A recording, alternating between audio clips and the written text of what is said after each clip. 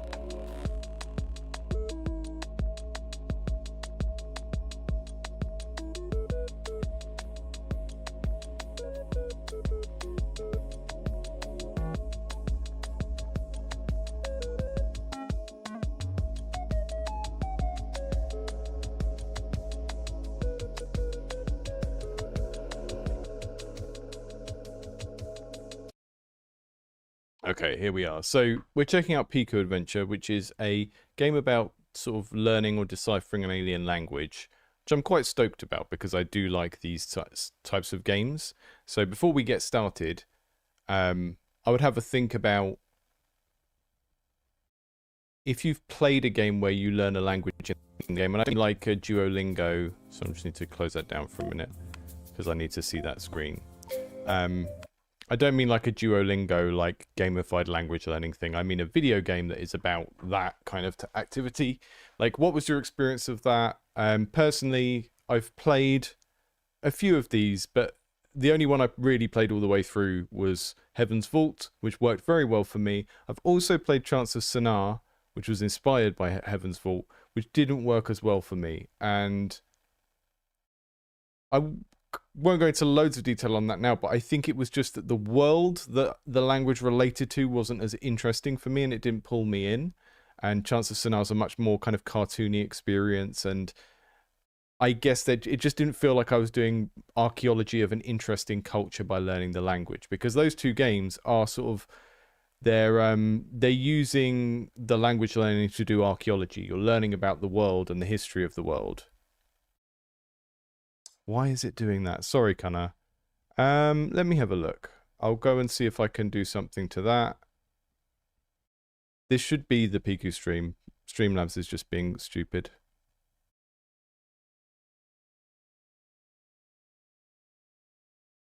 Let me go and see if I can leave a message in that chat.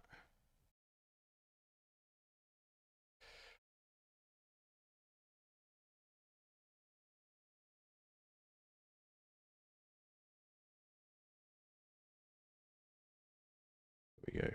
The stream went to another URL. Please check the home page. That's very annoying. Okay, I'll hide that one so that doesn't happen anymore. Yeah, Streamlabs that I use for multi-streaming is just pretty useless. And every time I tell them that there's an issue, they go, oh yeah, that's just how it works. And it's like, well, that's not very helpful. I'm giving you money.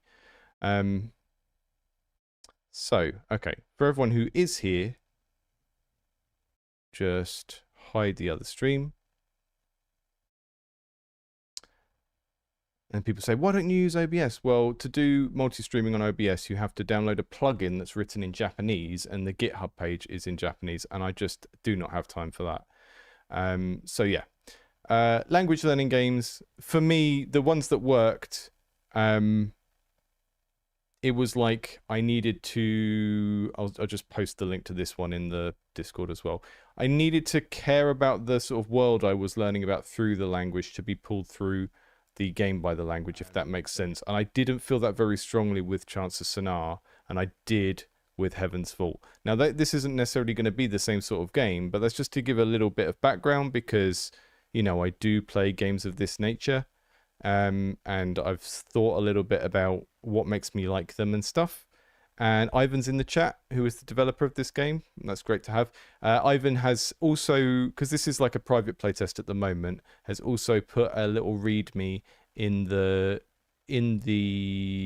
what do you call it, the playtest downloadable. I will just have this up on the screen so you can see the game while we're waiting. It's a 1.5 hour demo.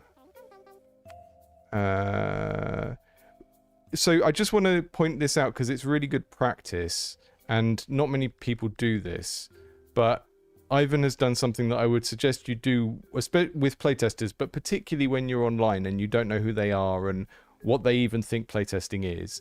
But like, Ivan has written sort of a disclaimer for the playtesters that says, you know, this playtest is meant to identify confusing moments, difficulty, usability issues, and technical problems. Honest feedback is more valuable than positive feedback.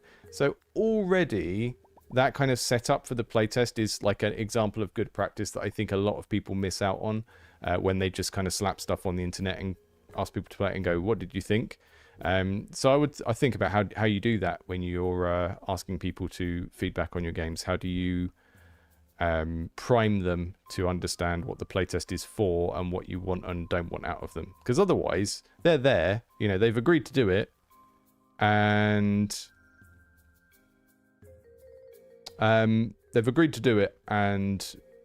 they want to be helpful, or they wouldn't have agreed to do it. But if you don't give them the understanding of how to do that, then you're not going to get as much out of it. So I appreciate you sending that over as well. I think that's a good way of setting up a playtest.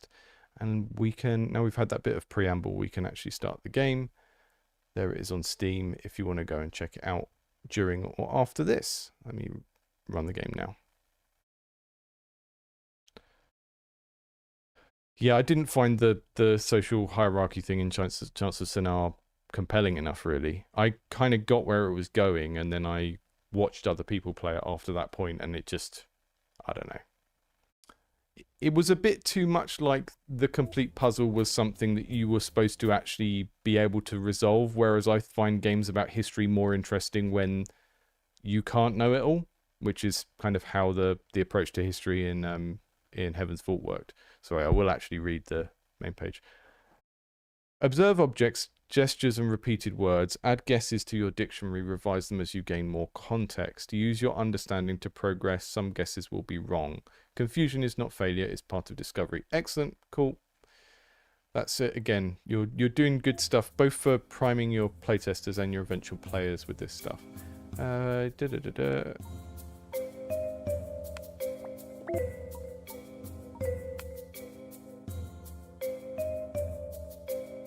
I like all of the art direction I've seen for this so far. I even like the typography has a kind of playfulness to it that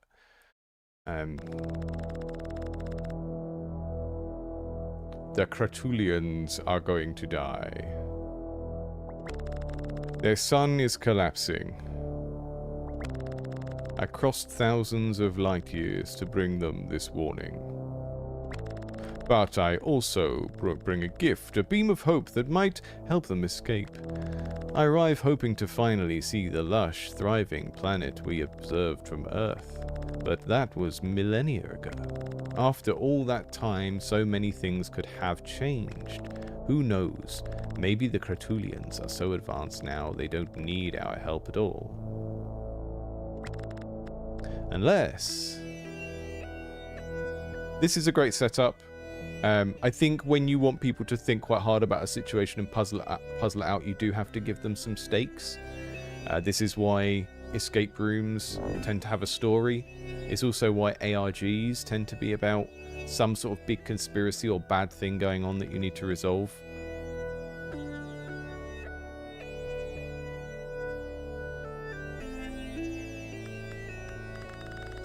There might still be hope. Cool. Quite a long intro, I think, but it's fun.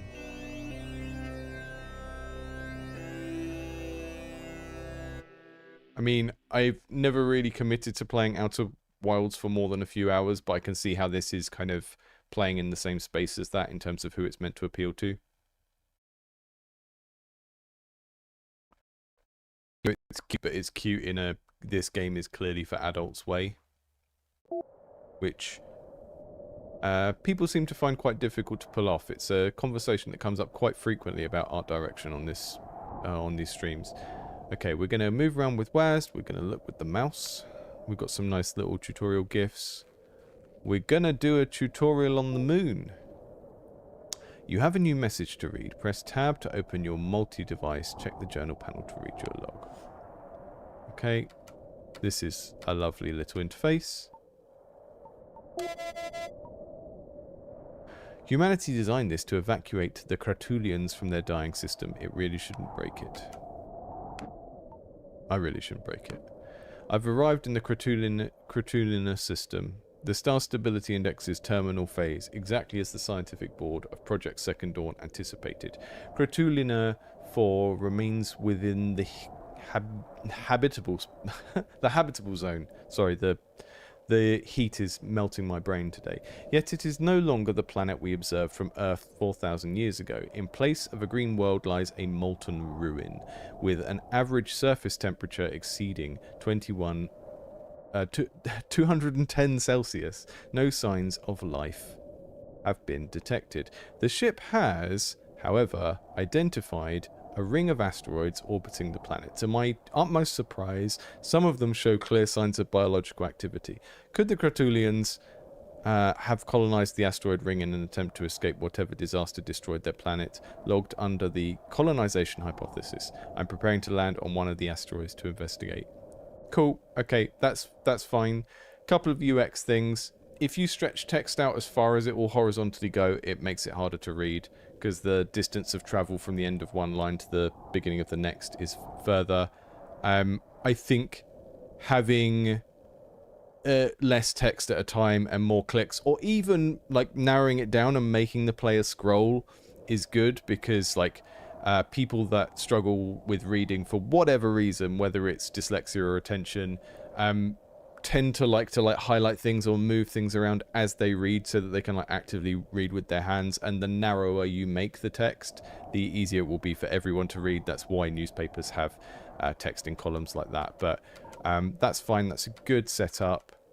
I feel like every piece of information I've got so far is doing something. I'm not just being like repeatedly told the same thing for no reason. I mean, that was kind of reinforcing what happened in the intro, but kind of telling it in a slightly different way. So we are on the moon of Kratulia. This is a very cool spherical game scene level, whatever you want to call it.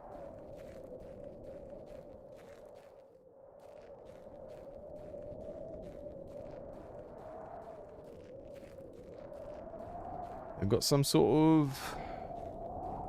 Oh, we're getting close to the planet now. We've got some sort of terra... What do you call it? It's not an arcology arboretum thing in a dome.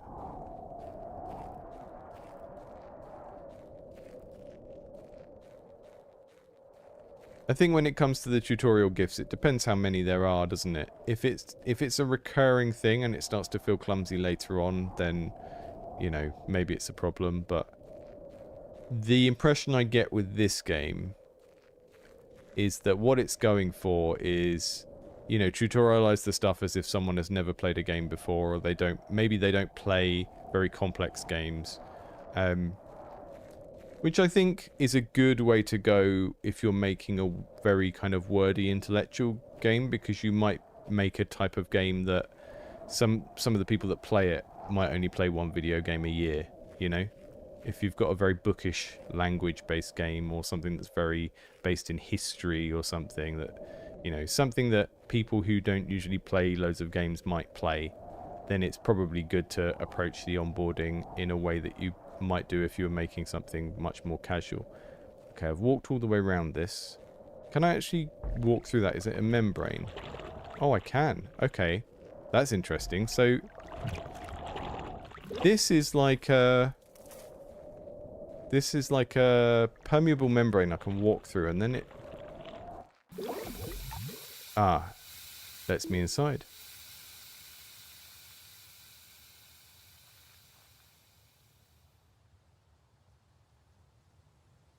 This little guy's great. Not Duplo I'm thinking of. It looks like a Playmobil guy. But again, the colour palette is what makes it feel kind of grown up, even though we've got this very cute cartoony dude. It's a similar thing to what they do in a Short Hike. Short Hike is very cartoony, you know, anthropomorphic animals, and then when you use the kind of very autumnal palette, it starts to make everything feel a bit more mature. Okay, we're doing some collecty stuff. Feels a little bit like different sort of game.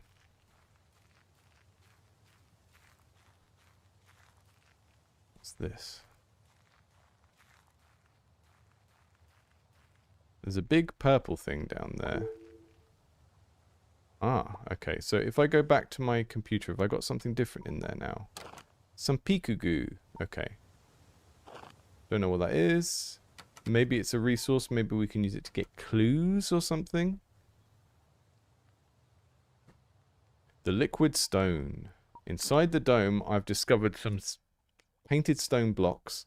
The paintings are rendered in fluorescent pigment. Chemical analysis indicates that it is derived from local fungi. The style is primitive, resembling cave paintings from the Upper Paleolithic period on Earth. This presents a discrepancy, as this level of cultural expression does not correspond to the technological capability required to construct the dome. Either the builders of this structure are not the creators of these paintings, or the assumed correlation between technological and cultural development in sentient species must be reconsidered. Alternatively, my aesthetic judgment may not align with that of the creators, and these works may represent a higher standard of artistic expression within their cultural context. This is, I really like the thinking behind this writing, but I think the hypothesis that the character is having is something that you want to leave up to the player a little bit more. So if we think of, like, first off, this diary entry has gone into the diary before I, as a player, have even actually seen these paintings that they're talking about. I maybe have walked past them, but I haven't noticed them, right? So the player character has had an observation that I haven't had, both in terms of I saw these things and then extrapolating from that about, oh, who did them, who built the dome, all of that kind of stuff. Now, those are all good things to get your player to think about, but I think the next level of thinking that, oh, the people who did these paintings probably didn't build the dome or blah, blah, blah, all of that stuff, I think you want to let the player do that stuff on their own and use these journal entries to more point the player in the direction of having that thought rather than to have that thought for them. Because the problem is you're trying to make a game that is very deeply, you know, and I don't know how the language part works yet, we haven't got there, but presumably you're trying to make a game that is very deeply intellectually engaging. And if you spoon feed the player characters kind of hypotheses about the world to the player, then you're taking some of that away. And again, maybe this is how other games handle this. Maybe Outer Wilds has big diary entries like this. I only played it for like the first hour or so, got off the first planet before I went and played something else, and I need to go back to that game at some point. But I do think maybe it's not kind of engaging the brain in the way that you want it to. If you're going to be giving people very hard language puzzles to work and then like a cultural puzzle or a historical puzzle off the back of that. Okay, we're going to inspect this. Let's see how the language part actually works. Pikku writing can be deciphered by matching glyphs to sounds. Open the alphabet panel to record your guesses. When you correctly assign all glyphs in a word you've already discovered, your translation will appear. Okay, so we're going to be working out the phonetics of the glyph first and then working out the meaning separately, I think. So we've got multiple layers here. It's going to be interesting. So we've got a set of 3 here, a set of 3 here.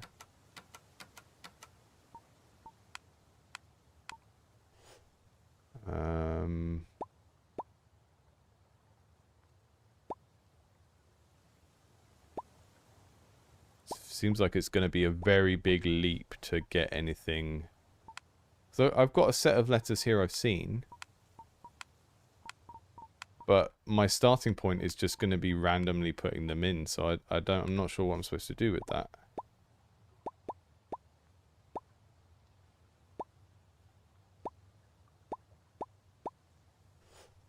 So can I leave that for now? I mean, the problem is it's shown me what the mechanic is, but it hasn't really given me a context where I can get a quick win and then go, okay, let's keep going with this, because it's like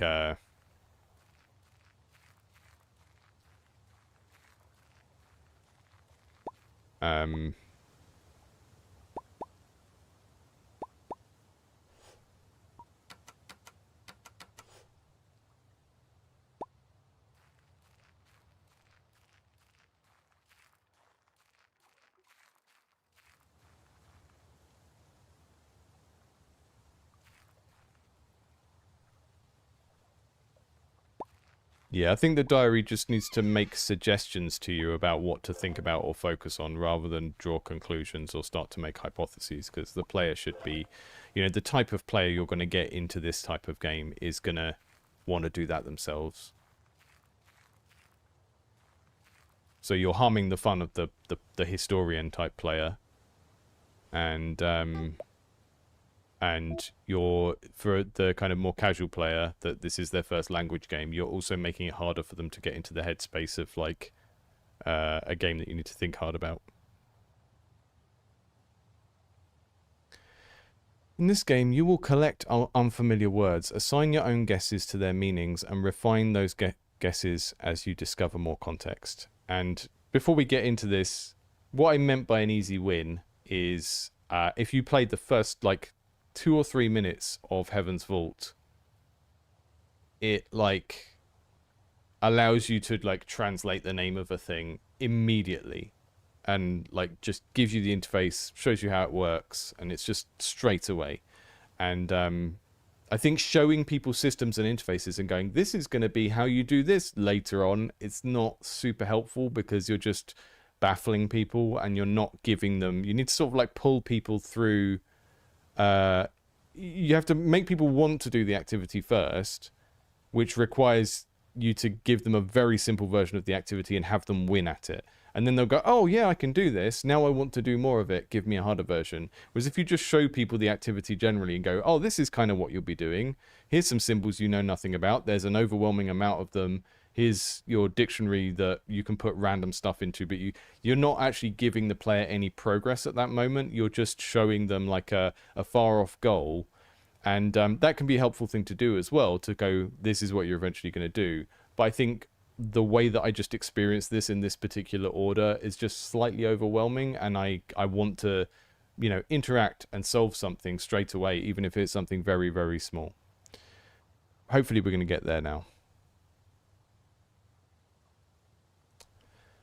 In this game, you will collect unfamiliar words, assign their own guesses to their meanings, and refine those guesses as you discover more context. Okay. For each new word you encounter, click it to add it to your dictionary panel.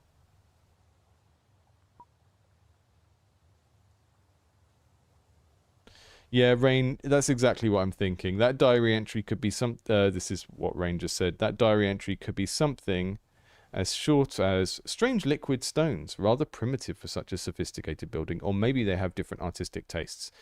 Yeah, rather than that like elongated, you're kind of writing it like a full formal report, and that also kind of makes it feel less like suggestions for the player and more like something they really need to take in and accept as, you know, the truth of what their player character thinks at that moment, you know? Nebby. Beeboo. You said beeboo at me. Click the question mark next to the word you just added and enter your guess of what it might mean. Your guesses will appear in dialogues above the Pikku word. Hello. I think they said hello.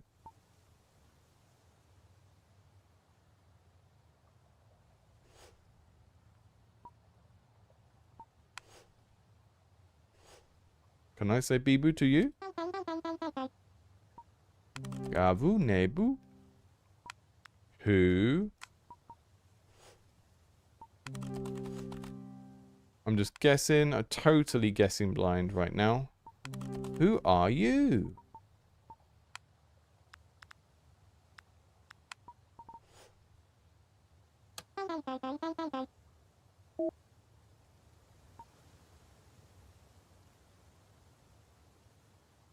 You don't need to understand every word yet. Rough guesses are enough. Pay attention to how words appear across different lines and situations. As you learn more, revisit and refine your interpretations. Okay, that's cool. So, hello.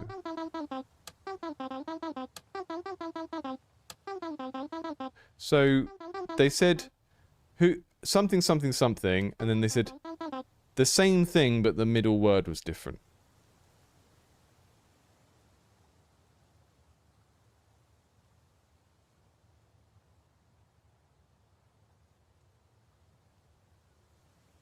They could be saying, who are you? Who's something you? So remember that the who and you aren't necessarily correct, but we know from what we've put in that the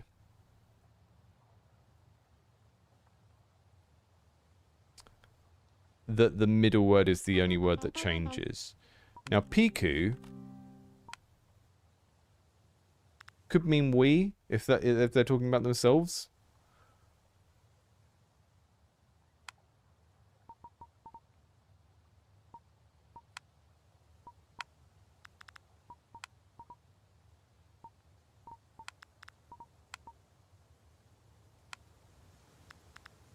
That's what I'm going to try. Hello! We got that one right, I think. Here you are. Here we are. That's not right. But we know that hello is right, because they're doing a little...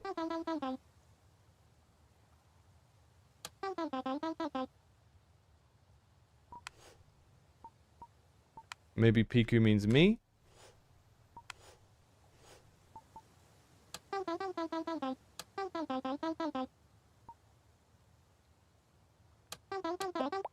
Hello.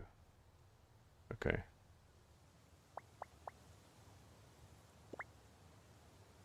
How do I get out of here?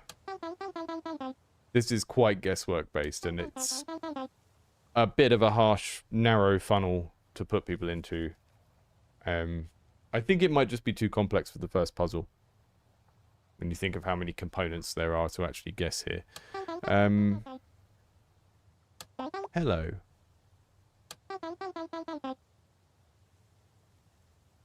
The thing that's messing me up is the word order and the fact that it's the middle word that changes. Because if it was the last word, they could be saying something like, I am hungry, I am lost, or something like that. But they're saying X something Y, X something else Y. So that's why I was going with something me something, something you something, but...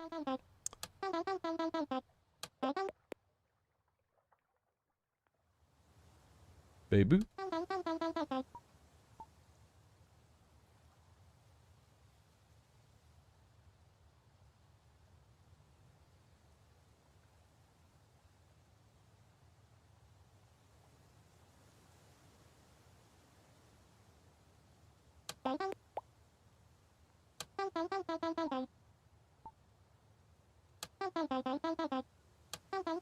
Let's try I for Gavu.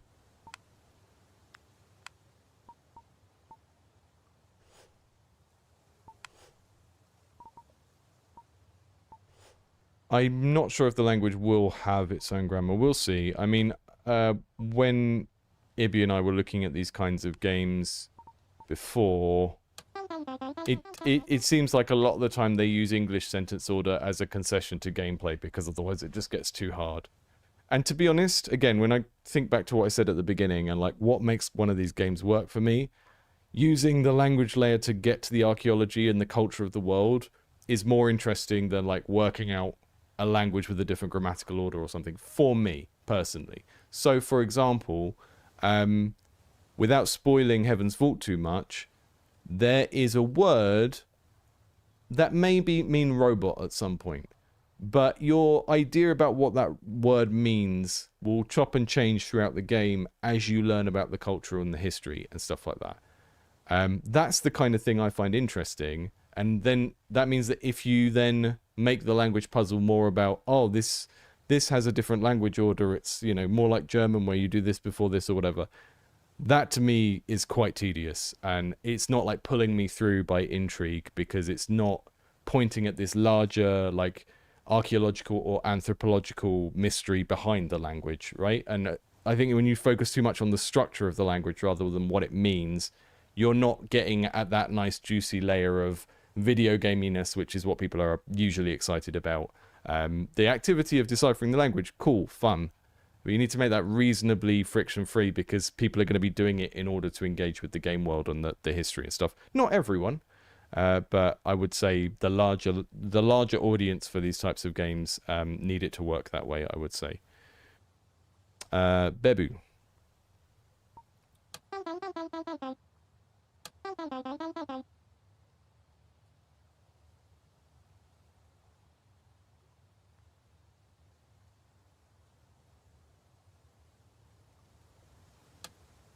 Ah, I didn't realize there was another button I could do. Okay. Sometimes you can choose what to say. The Pikku will remember your choices. You have only one choice right now.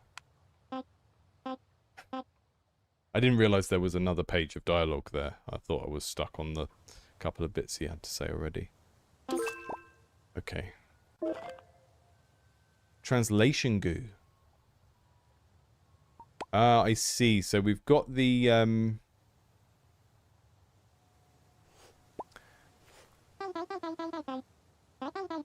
So we've got a translation goo, which means we can basically unlock what one of these words mean, which is now an interesting puzzle, because it's like, okay, which of these is the highest value thing to use my translation goo on? I'm going to go for Nebby, because I want to do one of the words that changes. I feel like that will give me the best context for the rest. It's called Pikku Adventure, so I feel like Pikku is going to be the world or the place or something, but let's translate Nebby with some translation goo, unless it's going to tell me which thing to use it on. We'll see.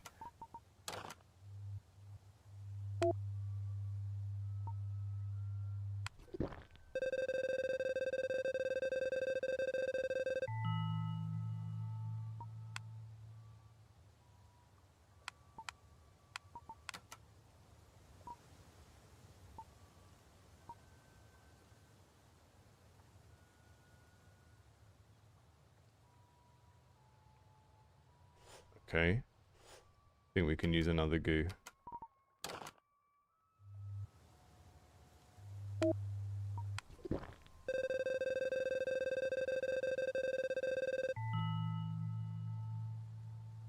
Kratulian. Okay, so...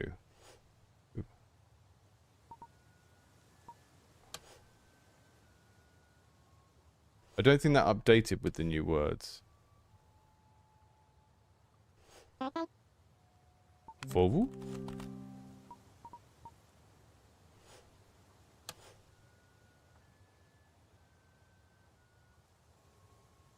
Use it on Badoat. Okay. Luckily I've got multiple goos.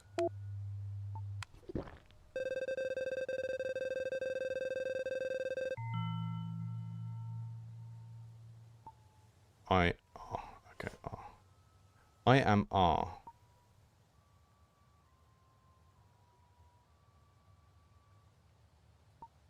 So this is going to be a word order thing, I guess.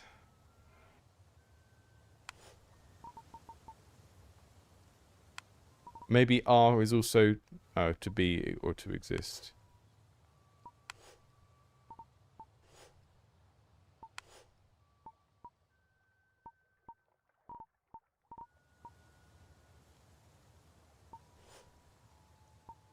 Yeah, it did an update on the screen when we came back from the translation screen on the previous bit of text.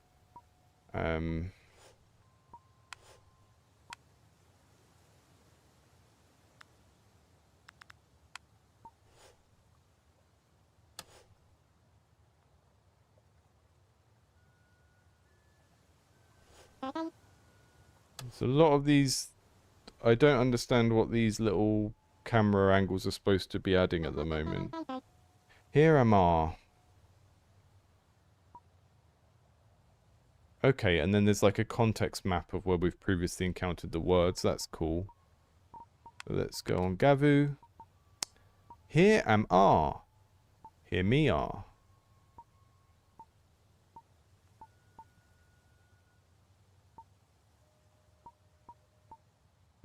Ah.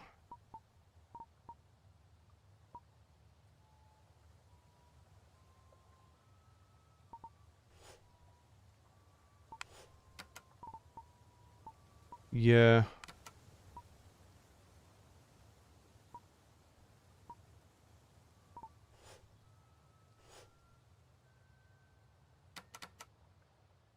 Let's go back to the...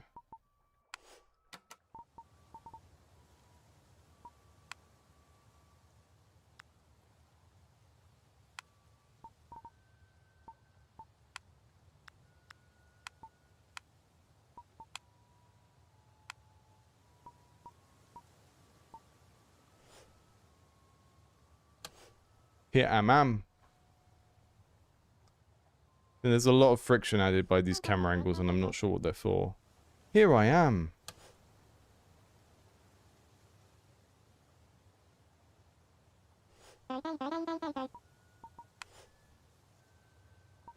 Fovu. Dory. Badwat. With a question mark.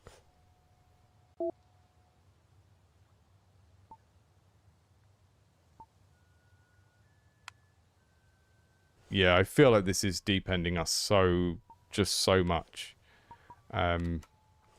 There's a few things that are going to be a problem here. One is just the sheer volume of stuff we need to deal with in terms of how many words that we're presented with before we can get a win, right? Because you think, like, whatever the activity is in your game, but I think this is, you know, yeah, it's as true for puzzles as it is for any other type of game. You need to get people to feeling like a satisfying win quite early to, like, give them that initial hit to pull them into the next part of the game. This is quite an overwhelming amount of stuff with no wins. You know, there's a load to interact with here. We've got this whole potential conversation with the alien, and you can do this for a very, very long time before you know if you've got anything right. And that's maybe how you want the game to be in the middle, or even an hour in, but it's not how you want the game to be in the first 10 minutes, because it's going to be, like, very, very difficult for someone to want to continue the activity after that point.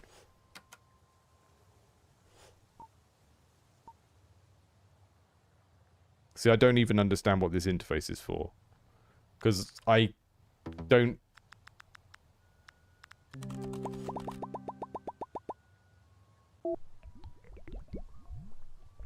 Drag and drop word bubbles to the white dot in the center of the screen to form a sentence. Attention, the PQ only understands complete sentences. Yeah, this is just, it's just giving us too much in one go, right? There's like... You're asking me to now form a sentence in the language, and I haven't actually proven that I understand a single word, apart from the ones that we translated using the GUI, which was basically using an in-game resource to skip past a piece of thinking about the language. I think you're just sort of introducing too many things too fast. I feel like the amount of stuff that is in this conversation with this alien is the middle of your game, or an hour or two in. But I don't think you can onboard someone into a game of this nature in this way. This is very common, though. I think if you talk to the dev who was making Cracks Where the Light Gets In, who's in our Discord, I think he had a very similar situation where when you're making a puzzle game, it's not a language puzzle, but a puzzle game, a knowledge game in that case, like a Metroidvania, if you will.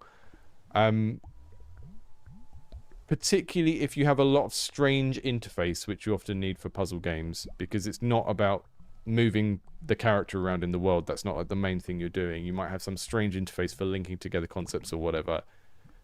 What he had to do is make a much smaller, separate tutorial to even make the rest of the game comprehensible to someone. And otherwise, you're kind of putting people in this situation where they're, you know, just completely overwhelmed. Like, I don't have any knowledge that I can use in this. And it just makes it feel like a slot machine of trial and error. And so far, I haven't used any of my own cognitive ability. I've been told things about how the game works. I've been told to do things occasionally. And then when I do things, I'm not being pulled forward by a sense of having small successes.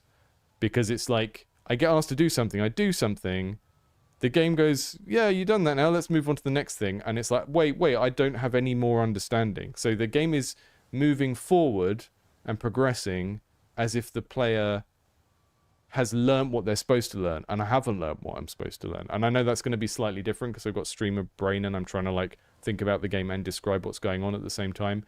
But this is probably the experience that a lot of your playtesters will have, because you're just sort of like, I think the issue is that this tutorial scenario continues to progress without the player actually proving that they understand what they're doing. And that's at two levels. One is at the level of the interface. Like, do I understand what it means to get those little brown translations up next to the word? Do I understand what it means to like click into one of those and type over it?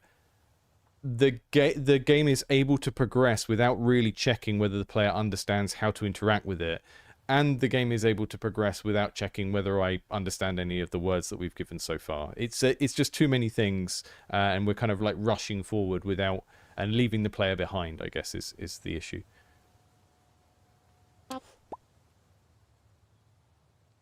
Okay, so let me go back. I'm going to leave this guy alone for a second. I'm going to come back here and just look in here. So these are the ones that have been translated.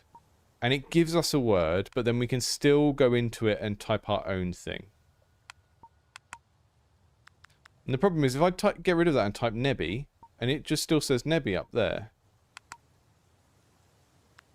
So maybe that's someone's name, I guess? But I used a resource to have it translate it for me, and now it looks like I can overwrite the translation.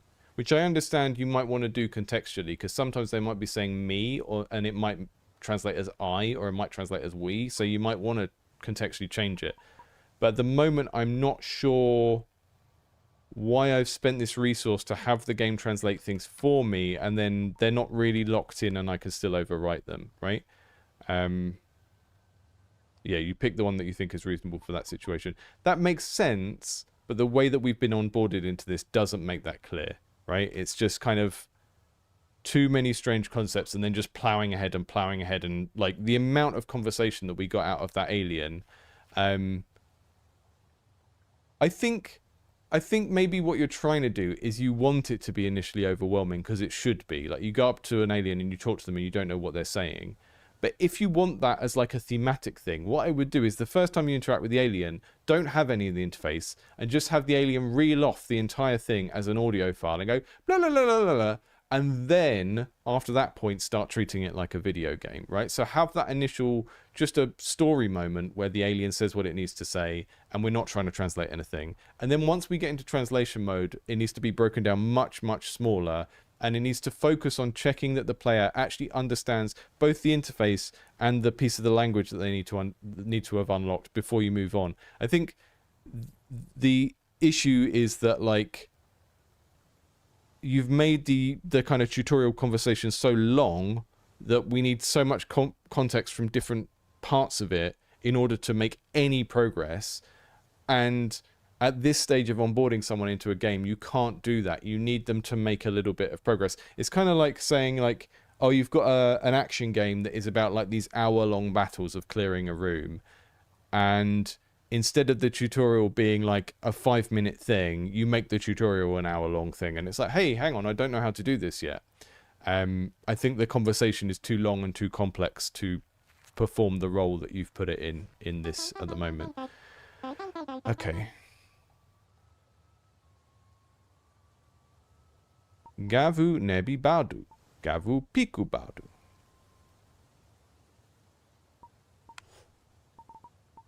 So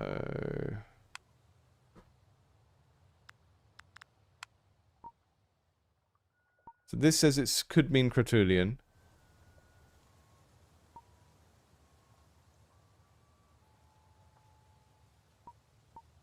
So to respond to what Karasu said, I mean, I understand why that it's been built this way, because these are flexible and the conversation you're using them in might have a different use for Pikku than another conversation. So I understand why all of this is set up the way it is from a middle of the game point of view, but it's not explained in a way that makes sense for a tutorial.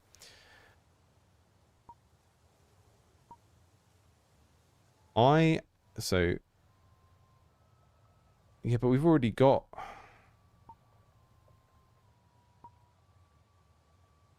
I Nebi am, you name are.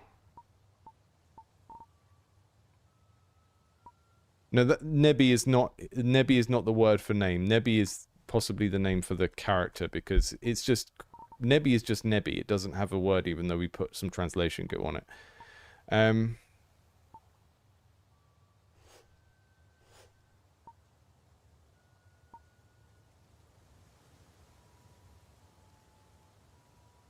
I mean, one of the things that you'll notice in some of these games is they don't really use proper nouns like people's names as part of the translation puzzle, because they just add noise. So if Nebi does turn... I mean, Nebi is his name, right? We can see from there, which is maybe a little bit easier. But it does make it a bit confusing, because I go in the dictionary and Nebi is treated as a word, and it's... Well, it's not a word, it's someone's name.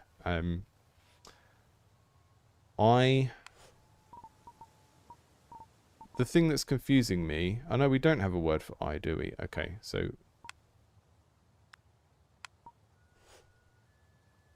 It's Gavu that we need to set to I. I'll change these back to question marks.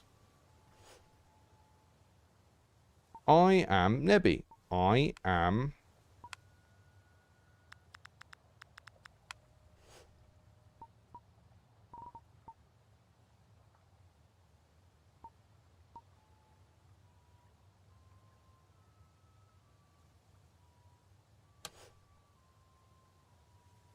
pointing up at the sky. I mean, we've got the name here as a kind of convention of video games, of like, this is the name of the speaker, right? I just don't think we need to add it to the dictionary.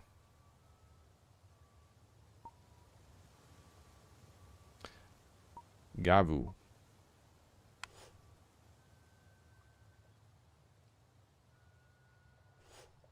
No, that's... Points at the sky and says, me. Points over there and says... Maybe Fovu means you?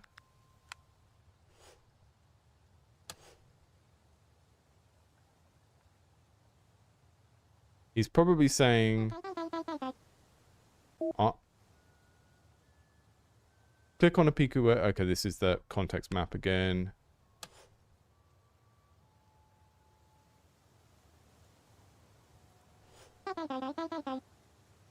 I am Crotulian.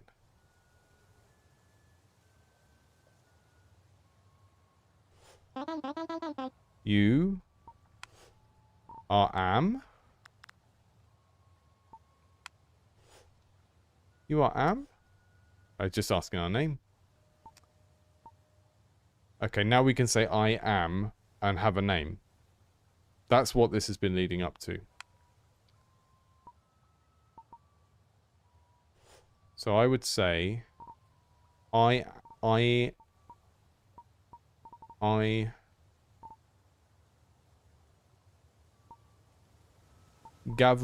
Badwat.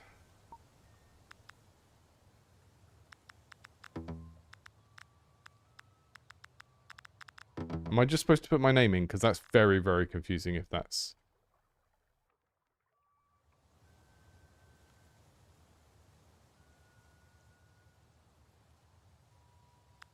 Jimothy! Here we go. Now we're assembling our response.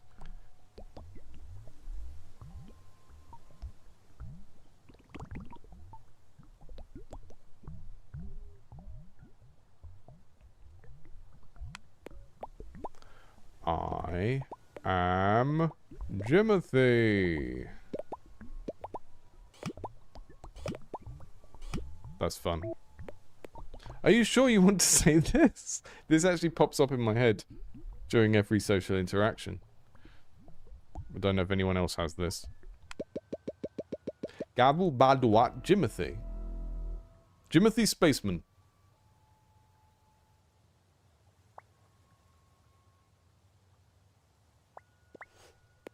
Yeah, I love when the camera angles are doing like full Space Odyssey type stuff.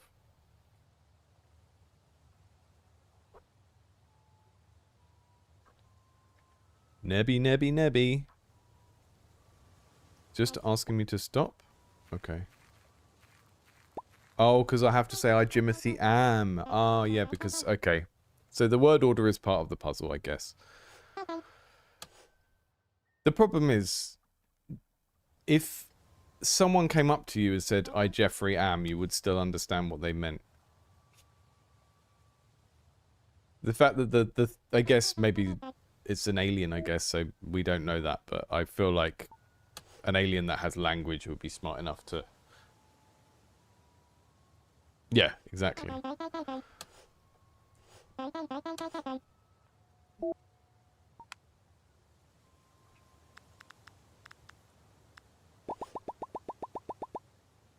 So, for example, on that last screen, I would say when you're still onboarding people, just have it say enter your name.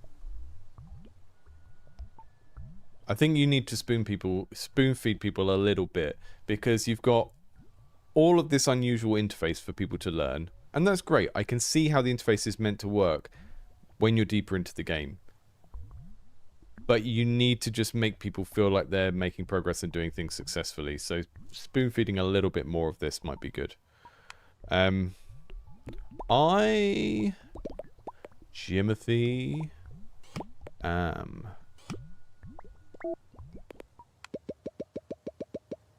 When I used the wrong word order, I probably deeply offended that character, and now he's going to hate me for the rest of the game. Jimothy! I Gavu Nebi Badwat. Bovu Jimothy Badwat. I Nebi am. You Jimothy am. Bebu means I love you. I love you, Jimothy. That's what he's saying. Jimothy, I... Boba? I think when there's two words like that, I want them to just click and go straight into the dictionary rather than it bring the dictionary up and me have to press escape each time. I feel very like getting in the way. Gavu Boba.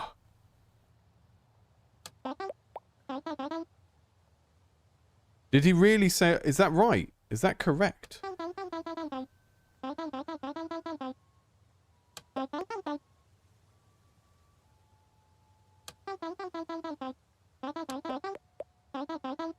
That's not what he said. Maybe he did. Maybe I got... Maybe Bebu means I love you. I think it probably means hello.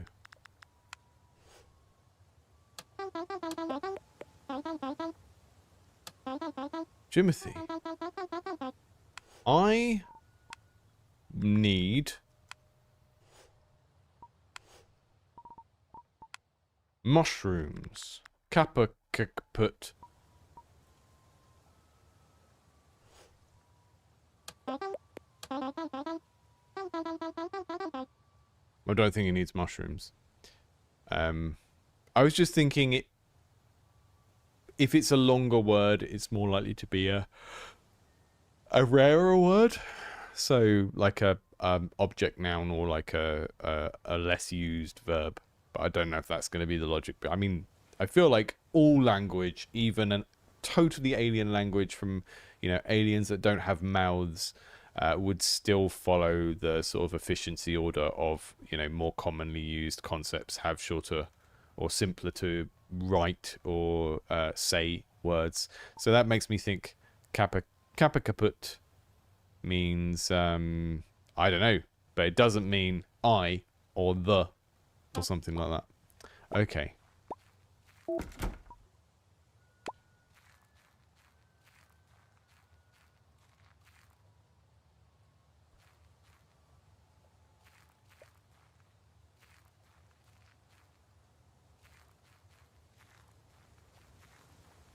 Go up here. I'm just going to leave that guy alone for a little bit. The camera transition between first and third person in this is really nicely done. There's a couple of moments where you're, you know, the third person won't work, so the game sort of contextually switches to first, and it's very, very smooth.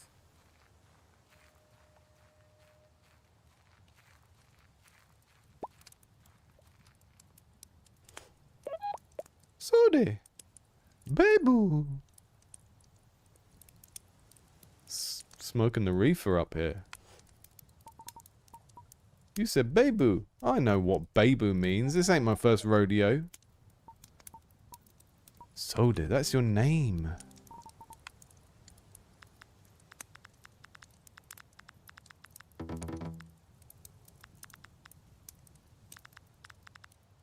Pink weed guy. I am pink weed guy. I'm a Crutulian. You are. You, Crutulian, am not Packer. Packer Crutulian. Bad, Bovu Baduat. You are mushrooms. Oh, okay.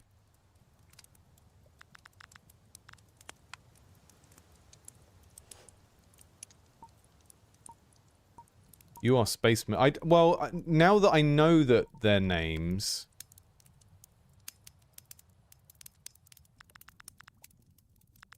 I can put my own names in there so that they say that in the conversation, which is fun. You are spacemen. Okay. Now, the thing that I like about this, that I really like about this, is now I keep not knowing how to get out of the conversation once there. Okay, I need to press the X there. Okay. The thing I really like about this is it's what you've done is like, okay, we've got these two parts of the game. We've got like a 3D exploration game and we've got a language puzzle. And the way that that part of the game just worked by me wandering off in a direction and finding something and unlocking something by exploring the 3D world, that worked very, very well. You know, I was completely aimlessly going up an area because it looked interesting and I got the exploration rewarded, which... I play a lot of games in 3D worlds where people kind of think the 3D world is there to simulate something rather than to give the player something to do. And I think if you're going to make an explorable world, you really do need to reward the exploration. And maybe that was just very, very good luck on my part, but that looks like something you want to walk up, and I was rewarded for doing so. So hopefully that's a kind of approach that we see again here, or like repeated multiple times.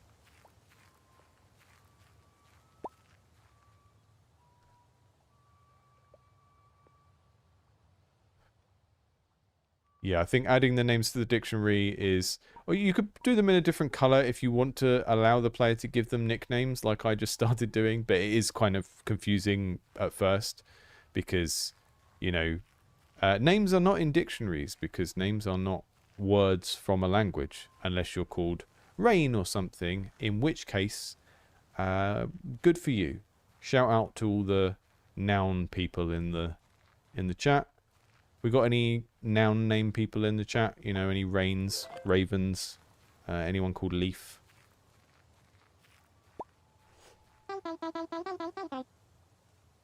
Oh, they're not words from a language though, and we're learning a language. They are words in the sense that they are sounds that you make with your mouth, but they are not. They don't belong in a dictionary, do they? I need spaceman. Do we know that boba means that?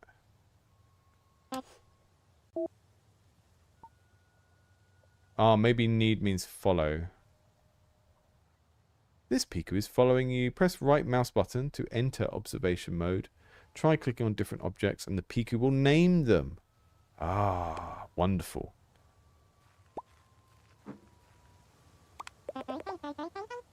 Zenny.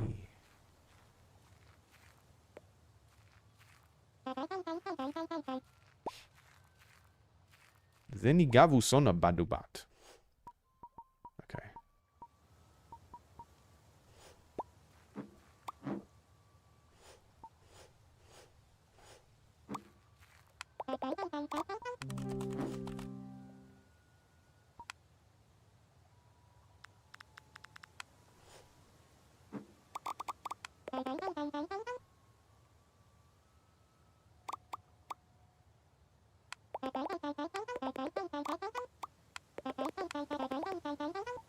He said more before, and then I lost it because I didn't click on the names.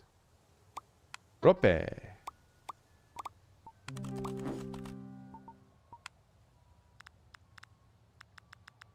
Wood fence. And I call it slightly silly. Oh, okay. Maybe.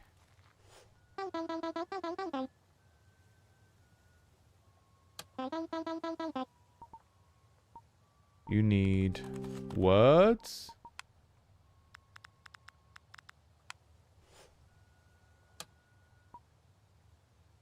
Yeah, cool. Now we've got a dialogue choice that is using our I need words and help. I'm gonna give you a mushroom. Not! Oh, Nebby! I thought it was your favourite.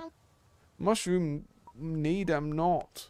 I think need could be need or want.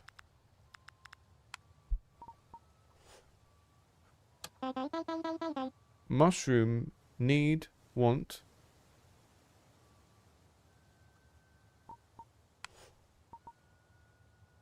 Ah.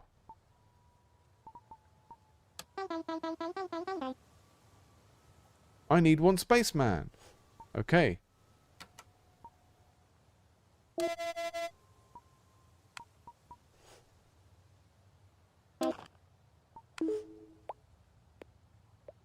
I've upset him now.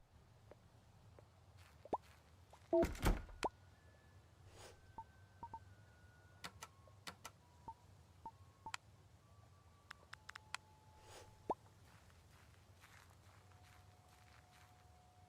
think he's upset with me.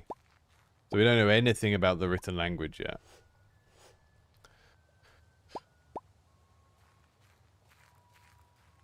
I think the way that we first encountered this was fine, but it kind of...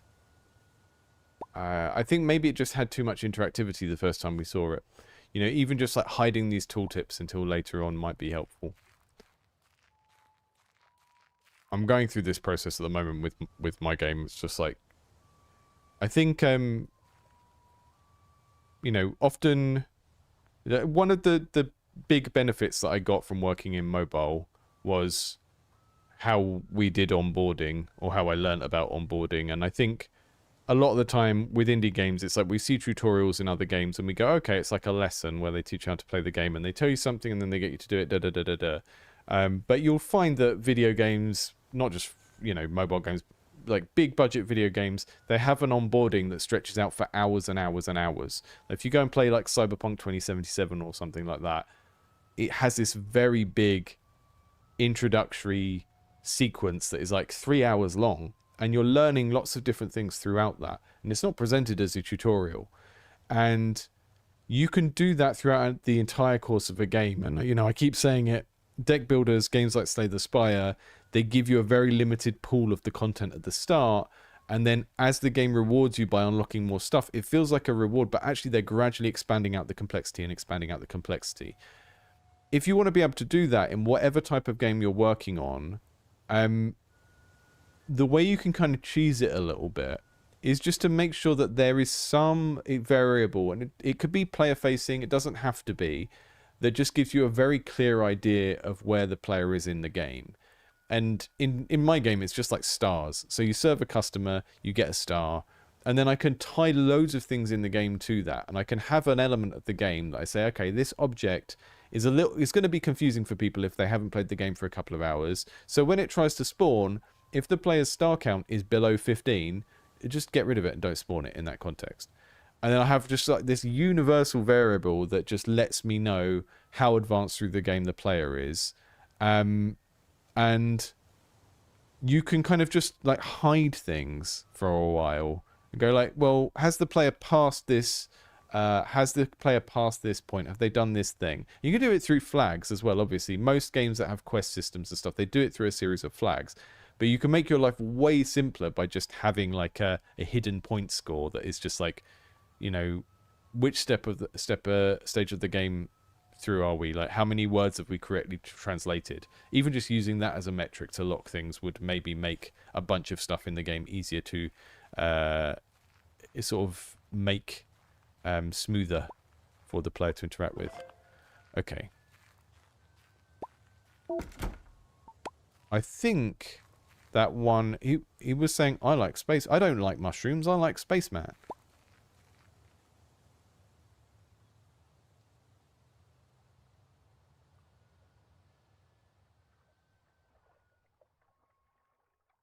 You want to go up there?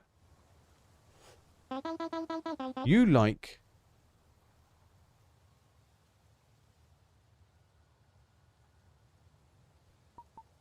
I don't know if it's like... I'm going to say like, want.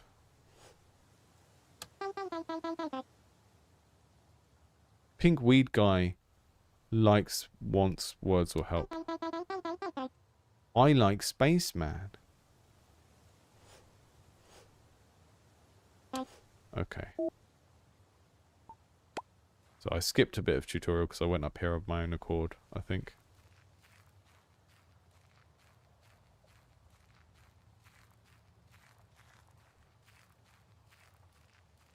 Yeah, I think the more unusual your game is and the more it deviates from genre norms, that can be a good thing because you can be like in a category of one. You can be the only person that made a game like yours because you're not copying anything directly.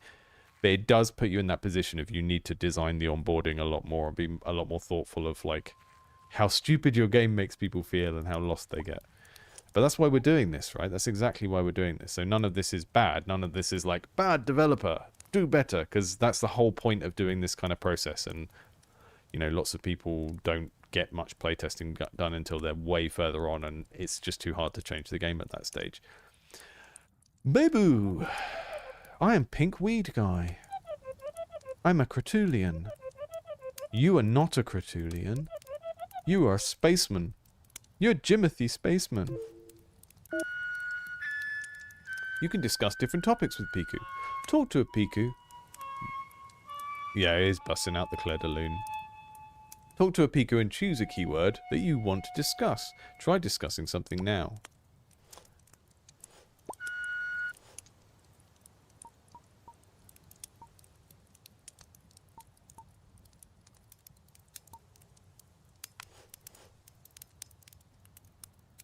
I asked it about, like, Dory? Zenny.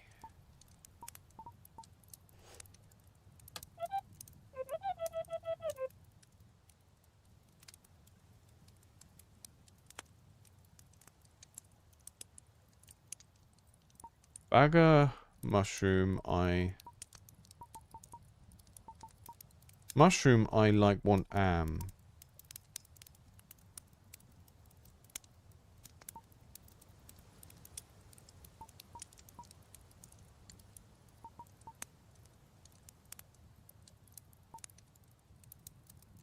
Is it a color?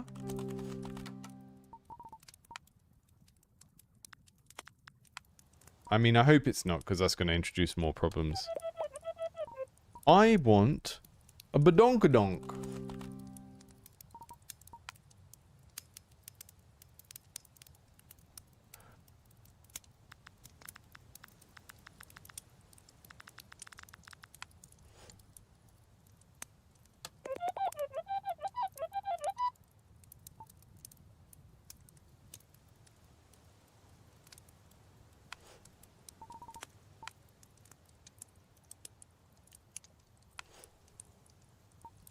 Do you like fire? You're sitting next to fire?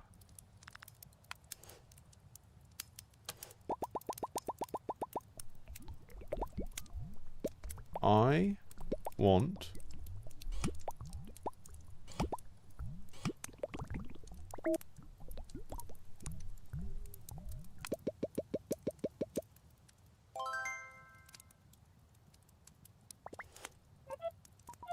Are you I want spaceman? You like want words help? Blue bagger. So I know Packer is not. Or it's the negative inflection of something.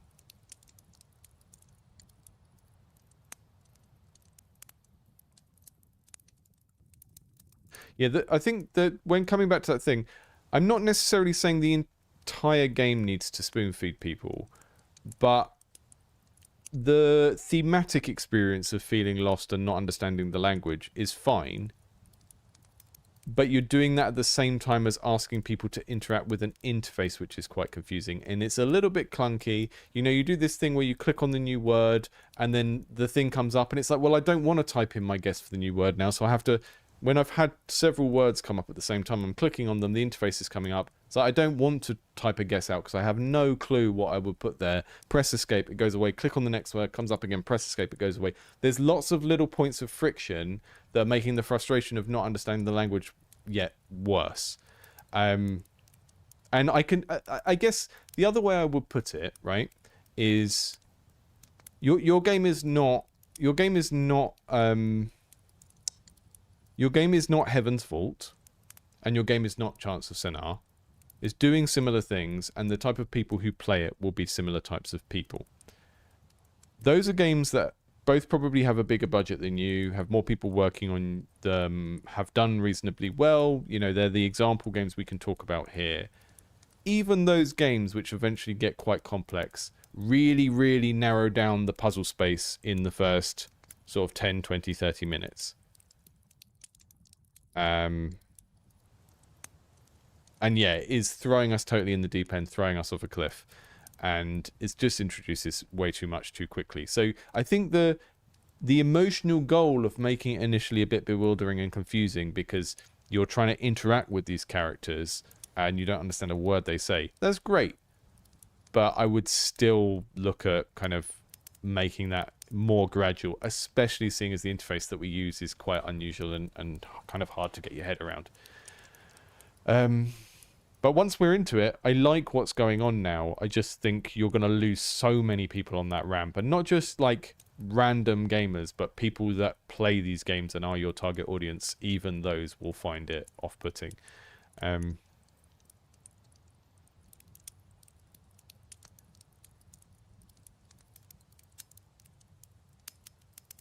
So maybe... Let me just have a... Where's the other word that I thought was help?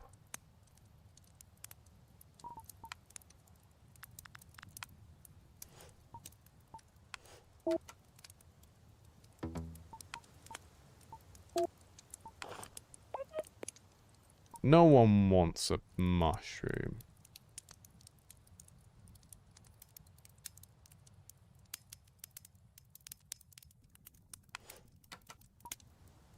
Right, exactly. I think that example you just gave, Connor, is a very good example of like an emotional easy win, even if the player didn't have to think about anything.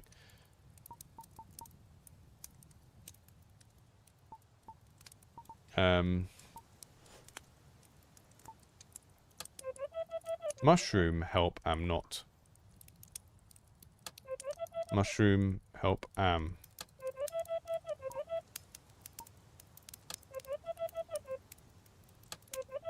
There's some color emphasis here.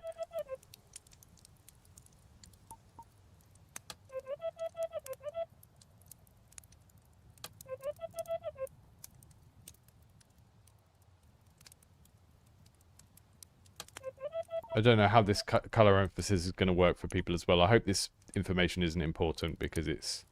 I'm already a little bit worried that there's going to be something about different color mushrooms because I've got different color mushrooms. They're in the environment.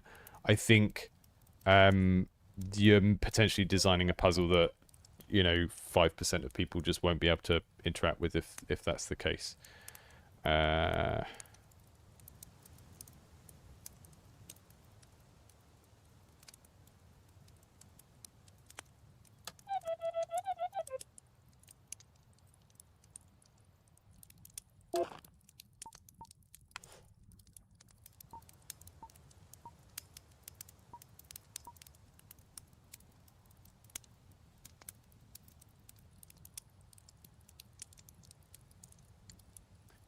let's find out about Nebby first.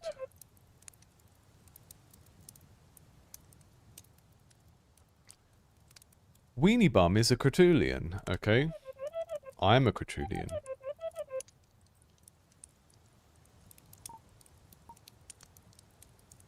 As.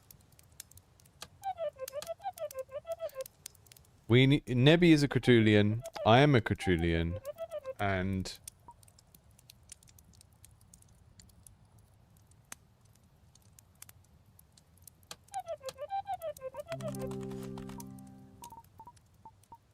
See, this kind of brings this up every time, and it's like, okay, I can see that as has gone in the dictionary, but I need to see the sentence to work out what as is. So when I click on it, when I click on it, I'm not ready to type in a guess.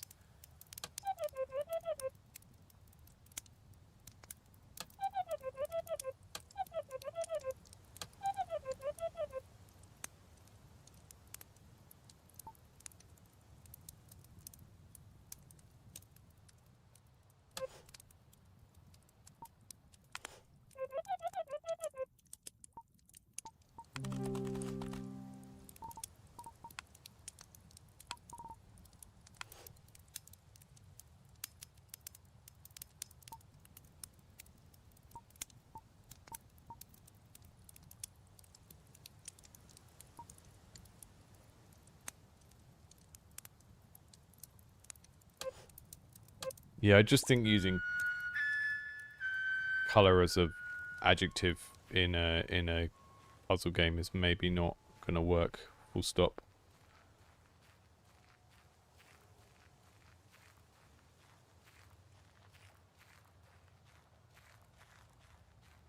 God, this is a great setting. I love the super fast orbits and the... You're just kind of getting quite a lot out of not loads of art here, and I like that.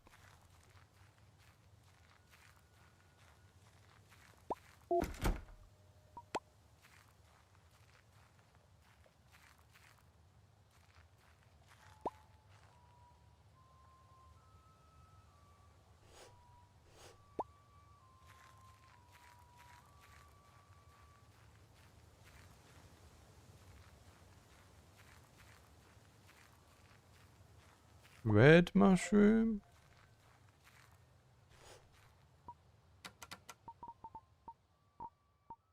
Yeah, I mean, they are labelled, but I would make them different shapes of mushroom. You know, make them a cap mushroom and a shelf mushroom or something as well.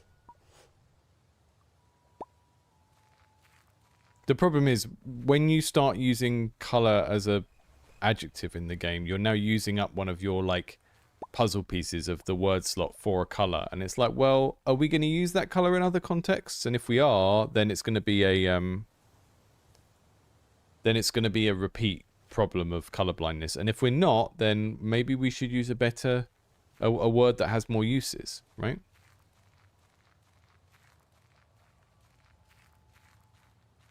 Because, I mean, this is going to get a bit weird, but if you think of, like, mostly in games, we're doing verbs, right? We're doing actions to things, and then stuff in the game is also doing words back at us, doing verbs back at us. And then the nouns in a video game are usually, like, objects and characters, right? Like, things that exist in the game that can do things or have things done to them. So that's what the nouns usually are. In a game like this, the pieces of language are the nouns. They're like the content of the game, and you generally want them to link up with lots of things. And the problem is, if we've got green and red as adjectives, and they're one of our, you know, our puzzle pieces of our game, of all of the objects in the game. I'll just call them objects rather than nouns because it's going to get confusing. But we don't want to create game objects that only link to one other thing. And if they only link to one other thing, then it's like, well, maybe a better word could have been used that linked to more things.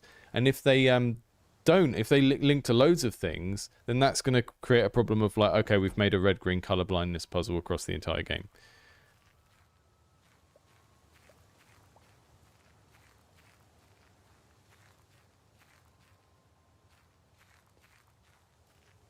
Yeah, there are more ways to be colorblind than red-green, but red-green is incredibly prevalent to the point where I think everyone should think about it. Whereas the other ones, it's like, okay, you know, you're getting into the territory of this thing is less prevalent than, you know, other reasons why someone might not be able to play your game.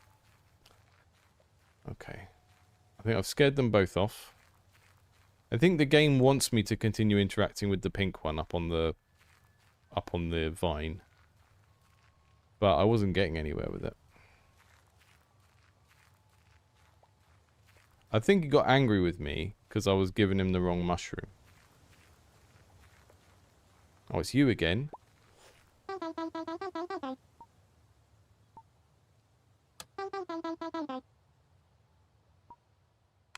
going to change some of these back because I feel like having my guesses in place is not helping me.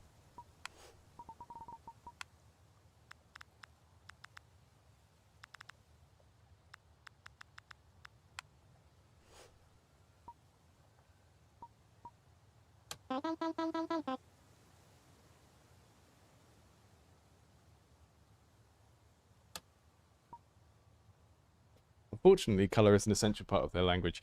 You're not thinking like a game designer, Ivan. The language doesn't exist outside of your need to make a game.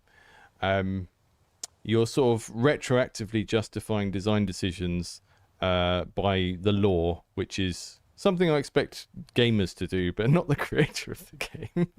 That's like the kind of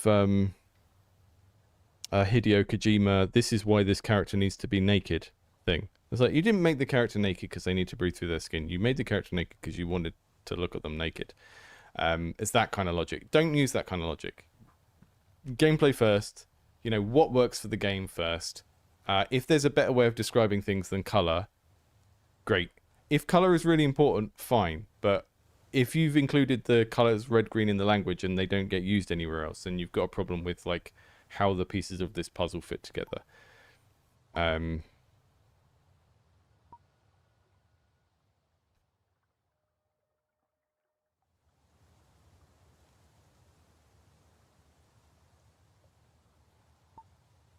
Again, I don't want to keep harping on about Heaven's Vault, but the vocabulary in it is very, very limited, and it's limited to things that are used in lots and lots of contexts. So I wouldn't say that that means that you have to do that, but I would say that you should think about why they've done that and why that makes their game successful. Because there might be a reason why they deliberately made a game where they didn't have these kind of words that are only used in very, very specific contexts. Yeah, exactly what Emil said. You need to be willing to change stuff because people are... your playtesting process isn't you showing off your hard work so that people can say, oh yeah, this is great. It's people finding problems with it. I'm probably going to be the most direct person that you will ever encounter who finds problems with your game and says, here is pretty much exactly what I think the problem is, and here's something you can do about it. 99% of people who play your game between now and launch will not do that. They'll either misapprehend the problem they're having, or they just won't tell you and they'll move on and do something else.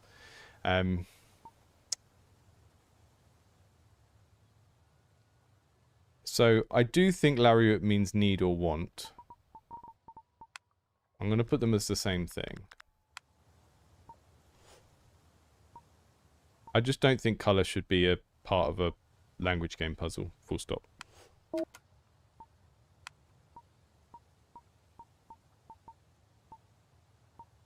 And if you get too far into justifying it, then it starts to feel a bit like, well, I don't want to make another game object that looks different. I just want to retexture this one. And it's like, come on, wrong place for that.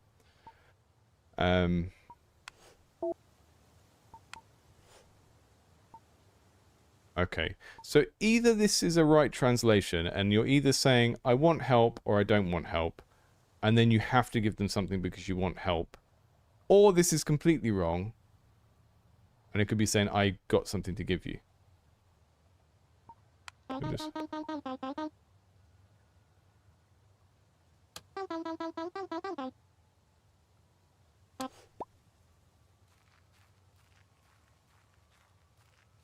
So I can't tell whether I'm telling them that I want to give them something or if I want them to help me.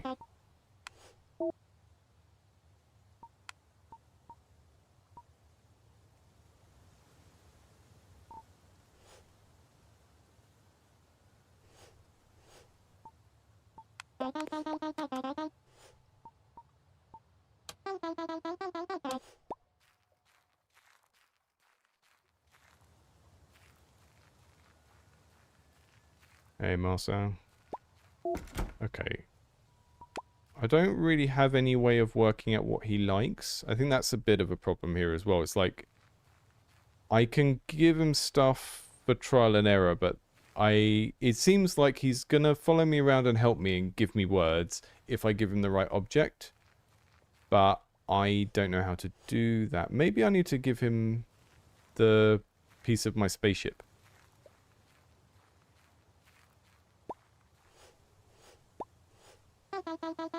That I'm not supposed to give anyone. Here you go.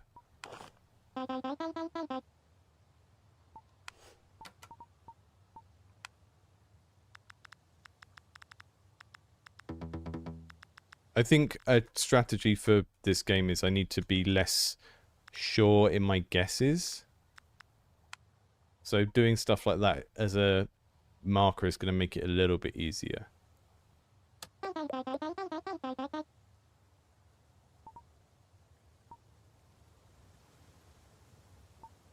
Oh, maybe that is help. I feel like I need a little bit more space to type more stuff into because I want to be able to notate whether I'm sure. Because otherwise it's hard to remember which ones you were sure of, if that makes sense.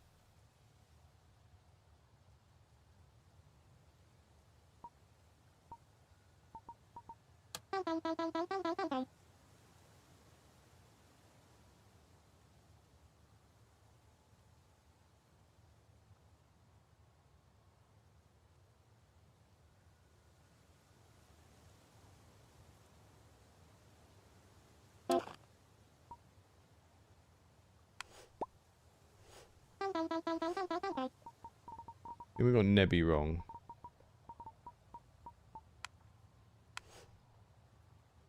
Boba.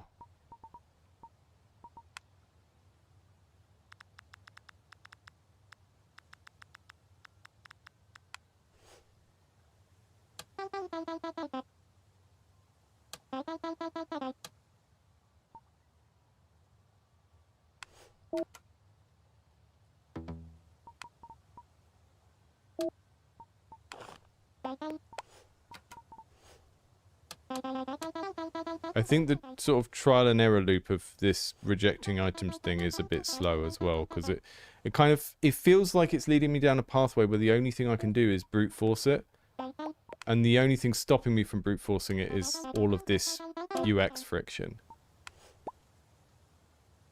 Oh yeah, that's good. The word order isn't the problem I'm having, really. I feel like, okay, so let's go back.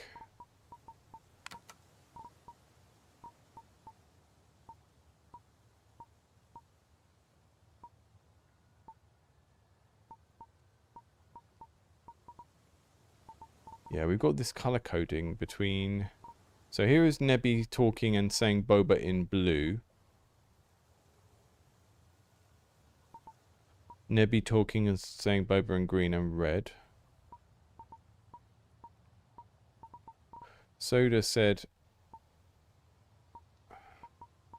I don't feel like my guesses are helping me at all.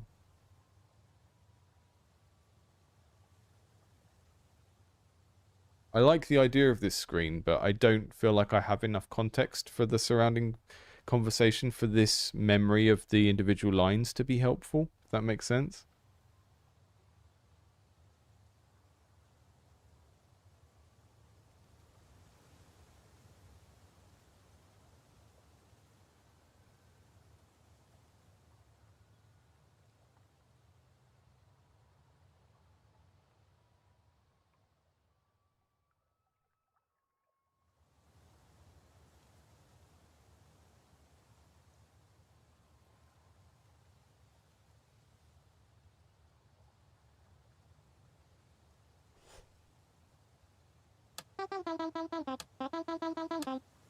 So to come back to what we said right at the start, the thing that normally pulls me through a language puzzle is caring about the world. I feel like the cuteness of the characters is performing a similar role here. Like, I do want to interact with them and help them. So I feel like the game is being reasonably successful on those grounds of like, there is something to make me want to be able to do the puzzle. And that's not going to work for everyone. Not everyone's going to care about the characters or how cute they are. But that is working for me. And it's performing the same function that the interesting world building in Heaven's Vault did. And that I felt that the world building in Chants of Sennaar fell down on for me. Because it was a very standard fantasy setting and not something with a kind of rich history where, you know, different people were writing different things about what happened. I know Chants of Sennaar has a bit of that in, but it felt a little bit more mundane. So that idea of like, what is there to make me want to do the puzzle? I feel like that is here quite strongly. I do want to get past this point where I don't understand what they're saying and help them or interact with them in some way. So that's working for me. I do feel like that point that we raised and has just been raised again about the word order could be a thing. I think there is a reason why the successful games in this category use a English word order when they present these made-up languages. And that's partly to make the game easier, but it's partly because trying to intuit that part of the language is not fun. It's not like a satisfying thing to try and do. I think trying to work out the semantic meaning of the words from context is interesting. The layer of trying to work out whether the word order is what we think it is so that we can then understand what the nouns and verbs in the sentence should be, I don't think that's fun. And I have a feeling that if you took every person that's in the potential audience for this and you went, okay, who's a grammar nerd who wants to work out the word order, you would be narrowing down the audience to like 10% of a niche that's already a niche, you know? Yeah, the reason my word order is wrong is because the language that I'm trying to interpret has a non-intuitive jump for me to have to make. And the process of reminding myself that I need to remember the word order that they speak in, right? That's not that's a challenge for me, but it's not an interesting challenge. And I'm not interested in it. I'm interested in trying to understand what the words mean, and putting the additional hurdle in the way of them speaking in a different order is like, it's basically too far towards reality. I think that's what we're getting at. What I'm struggling, and other people will play this, and like what Ivan's done in that sheet at the beginning that I showed a little bit of is set the playtesters up to say like, please tell me what you don't like about the game. Please record yourself playing so I can see it and stuff like that. And that's great because you're going to get different responses to this depending on different people's brains and how they interact with it. But I would say that what this is struggling with is that it's pushing too far in the direction of being a simulation. And that's a problem you can have in any sort of game. And, you know, if you took a first-person shooter and you took a scale from, like, Call of Duty all the way down to, like, Rust and Stalker and stuff like that, you're getting closer and closer to a simulation of a real thing. And then you've got, like, America's Army, right? And it's okay to make a simulation, but you need to understand that the simulator end becomes less and less like a game, and the audience becomes smaller and more niche, and you frustrate more of the people who could have enjoyed your thing. And if you've got... I think one of the reasons why the simulation games that do really well, like the Dovetail train simulator games and stuff like that, they tend to be very high budget because they're focused on like making things look like the real thing, and American Truck Simulator, all of those things. When you try and make a very simulationist game on a small budget, you bump up against this problem that like you're cutting off all of these other people that would have liked your game if it had been a little bit simpler and a little bit more abstract and a little bit more of a game rather than a simulator. The reason why I'm kind of framing the problem this way is I think it's a universal problem for people across games. But in this case, what you're doing is you're really, really trying to simulate the situation of you are in a strange place learning a language and you don't understand a word of it, and you need to work out all of these different aspects of the language, right? And I like trying to work out the semantic meaning of the words, And the idea that eventually we're going to learn the graphemes for the words, or they're not graphemes, are they? They are words. They are symbols per word, I think. Ideograms, I think. Eventually we're going to get to that point, and then there's going to be another layer of puzzles. That excites me as well. That's something that makes me want to play the game and continue. The fact that I need to work out the word order and lock it in my head to properly engage with the semantic puzzle of the game doesn't interest me. And it's basically like adding a layer of simulation to any other sort of game, where it kind of makes the game more interesting to 5% of the players, but makes it annoying to 95% of the players. And obviously that number is completely pulled out of nowhere, but that's what I'm experiencing. It feels like there's a reason why word order isn't part of the puzzle in these other games, and it's because out of all of the things that you could make part of the puzzle, it is not exciting to do. It's just an annoying piece of friction that gets in the way of you like getting to the fun part of the game early as possible, and then being able to do it consistently.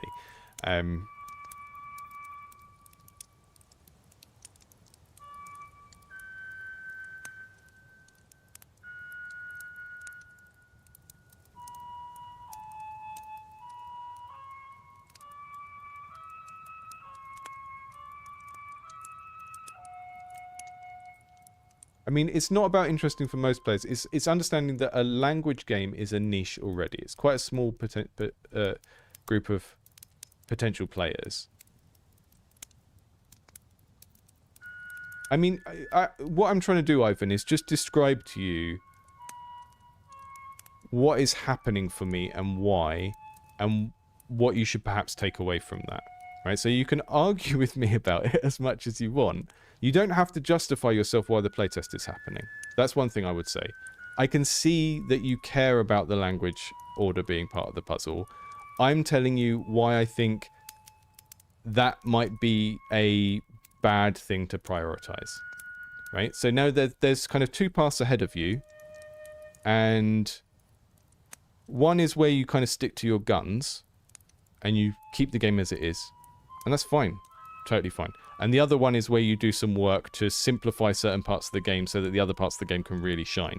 Because people have a certain amount of stuff they can deal with, and you want the game to be taxing and challenging, but if there's too much, then no one plays at all, and the people who would have enjoyed your game won't enjoy the game. Now, whichever of those roads you go down, of keep the game the same and change the game,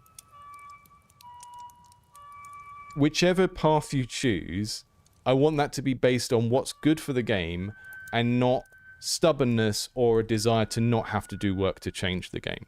Because, you know, not knowing you, not knowing who you are, there's this issue a lot of the time when people get feedback on their game, and maybe they know that the feedback is right, but they know how much implementation time it would take to actually change the game in that way. So they start to justify why the game is that way in the first place, when no one else cares, right? If the issue is that you can see a better way that the game could be, but you know that it would take you 40 hours of work to do that, that's an issue you care about. No one else cares, right? It's a thing that is probably worth doing if it's going to make the thing more accessible and interesting to, you know, potentially a much, much larger audience. But if your reason for not wanting to do that is just that it's work, then that's a problem, you know?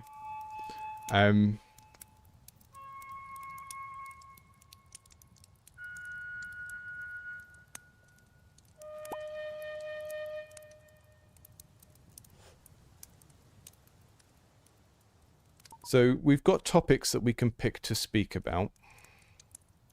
And I can go to my dictionary, and the ones that are in brown are the ones that we use the goo on to translate. I do have one more goo.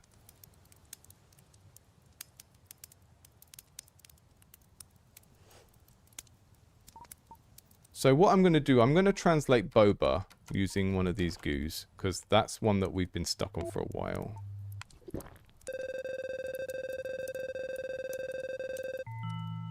Ah, okay. So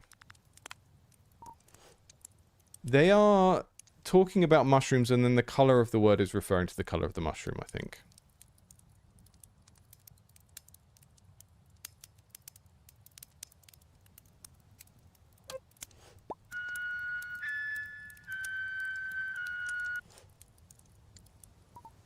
Okay, talk to them about mushrooms. They've got a blue mushroom.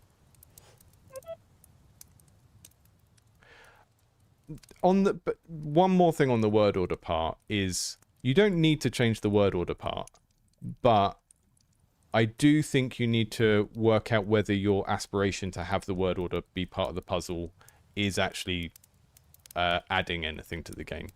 So, you know, the easiest way to test these things is to A/B test them and see how people get on with different versions of the game. But that's time consuming, right? I get that it's time consuming, but I think if your desire is just for that to be like part of the challenge and it to make the game more difficult, it's just, you have to consider whether that is a exciting thing for people to do, and I don't think it is. Whereas learning what a mushroom is exciting because it's connected me to the game world that I'm in. Blue. So Bargo is not blue, so let's put that back to question mark.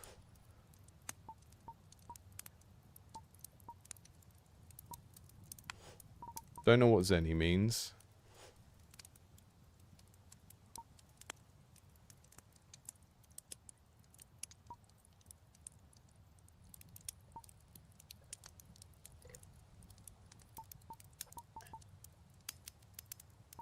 I blue mushroom am. Is Gavu right?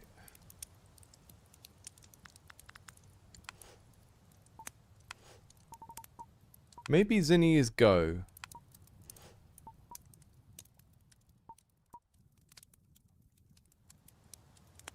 So we don't actually have words for the colors because they say the colors in the text, which is, okay, it doesn't solve the color blindness problem, but it does help with that issue I identified earlier where it's like, we don't want a word for blue if we're only going to use it to describe a blue mushroom, right? Kind of, that's exactly what I'm saying. Yeah, translation games are about engaging with the word through thinking about language. They're not about simulating actually being lost in a country where you don't speak the language, because that's not fun for people, right? And that's again, that's a principle that applies across the entire genre spectrum of like, are you making a game? Are you making a simulation?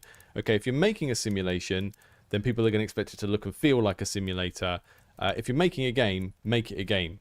And obviously all games sit on a spectrum of like, how much of a abstraction are they in order to make something fun versus how much are they trying to simulate a real thing. And when you're trying to make something deeply thematic like this, whether it's a game about, you know, translating an alien language or running a type of business or whatever, you're going to make all of these little micro decisions about what makes the game more or less playable. I'm just going to dip out and try and find a quick example.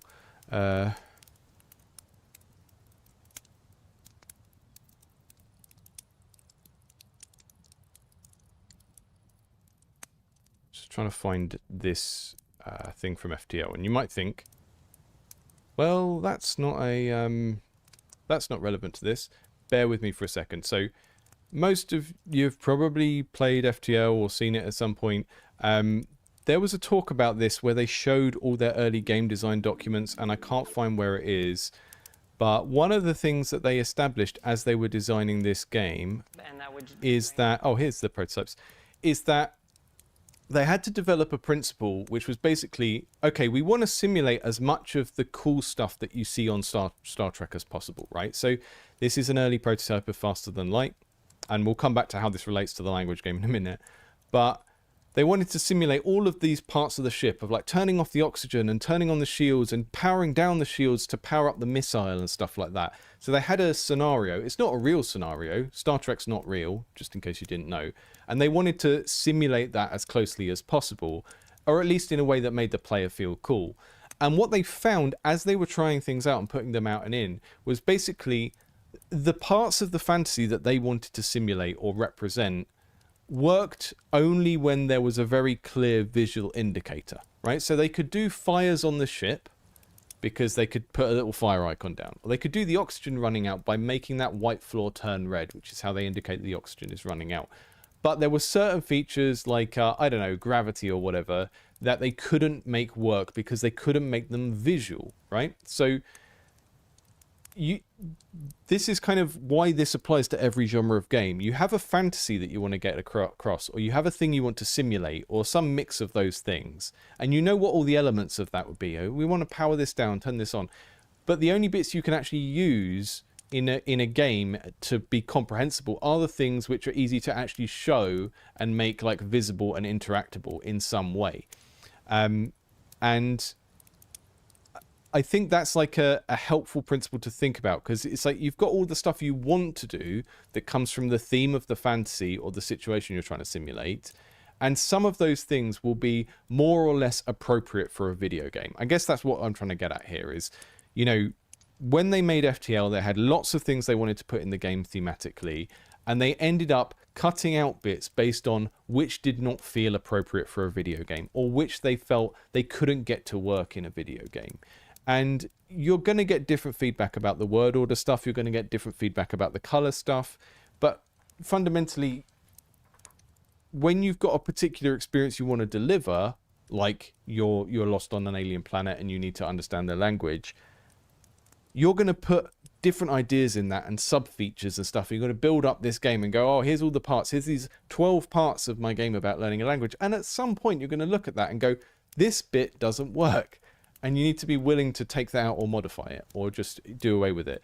But working out some like top level set of constraints that make it easier to make the good bits of the game good could be very helpful. And that's why a lot of these games do not focus on word order. A lot of the time they don't even have adjectives as well. So I quite like the idea that the adjective blue is becoming the color of the word. Obviously color blindness issues there as well, but I find that interesting because it doesn't introduce a useless word that we can't use in any other context.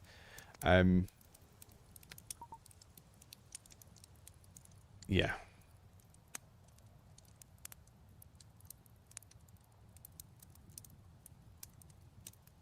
Yeah, we love a conlang.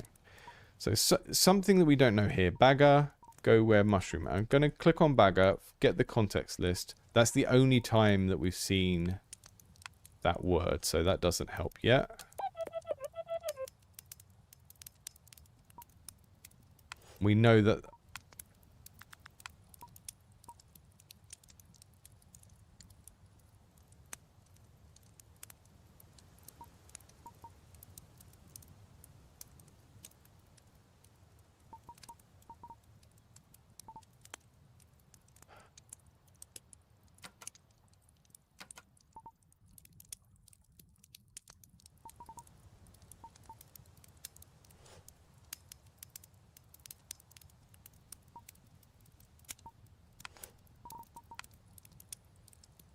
yeah, no, it does unlock the translation of the word. So if I change that, the translation of the word that we got from the GUI is up the top.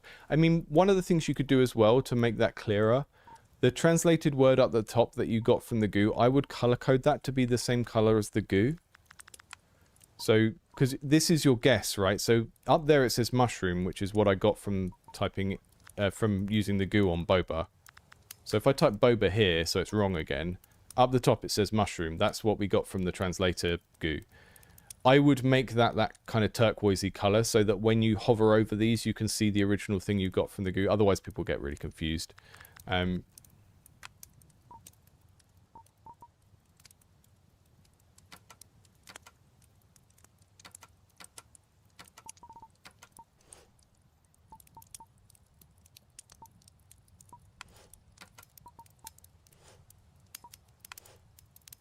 Grow.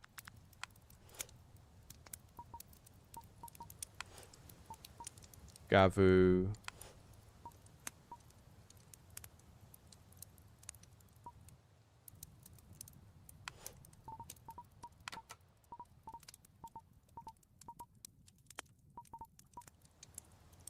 So that time he says it without a color, so that's just general, I think.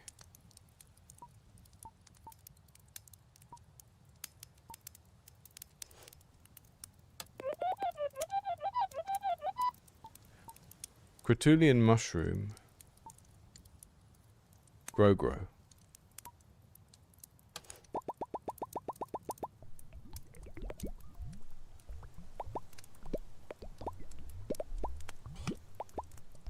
Spaceman Gavu mushroom.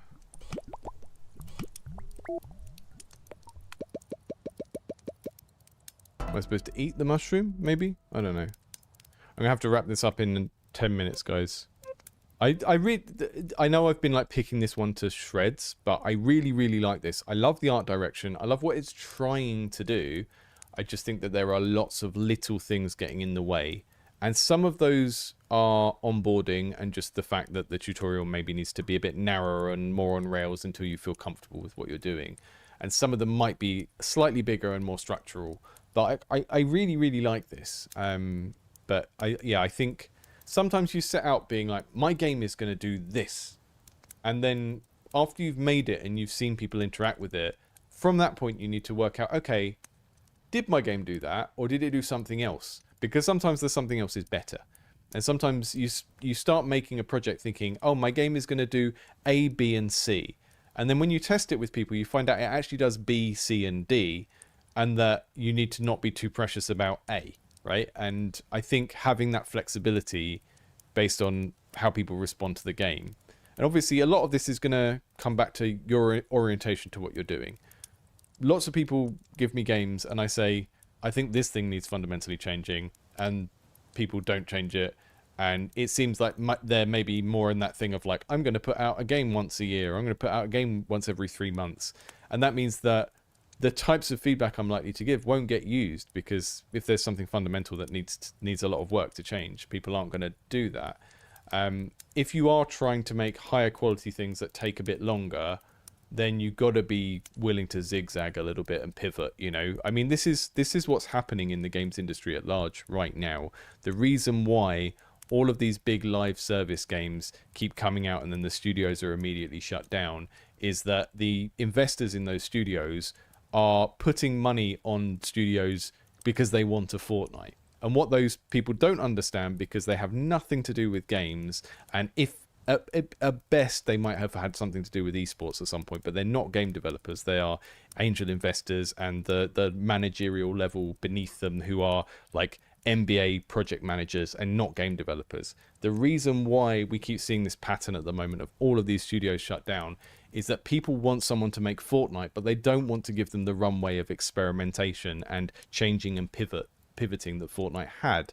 So if you want to make something that's very big and good and successful, even as a solo developer, you have to be willing to take the time to pivot it around and do different things.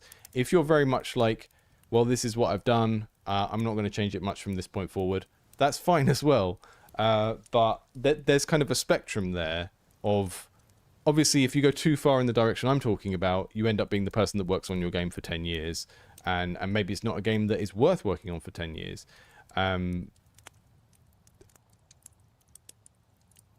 But yeah, I feel like a lot of what I've experienced in my first hour of playing this game, some of it could be resolved by just stretching it out over a way longer period of time and making it much slower.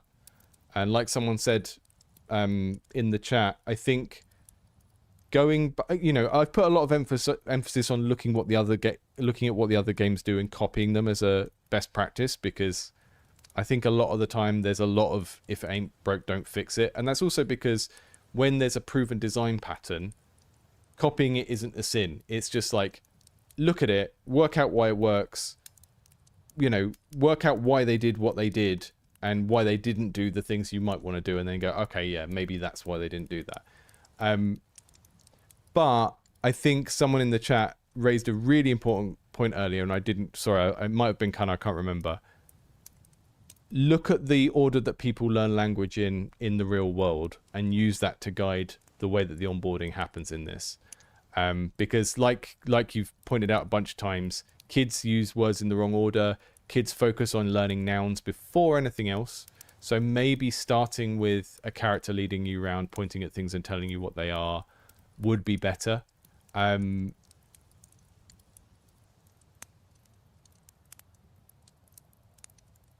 You know, giving us a little library of nouns before we start worrying about word order and what some of these connective words mean. That could be a good way of doing it. But it all comes down to how willing you are to just completely shuffle around this opening part of the experience.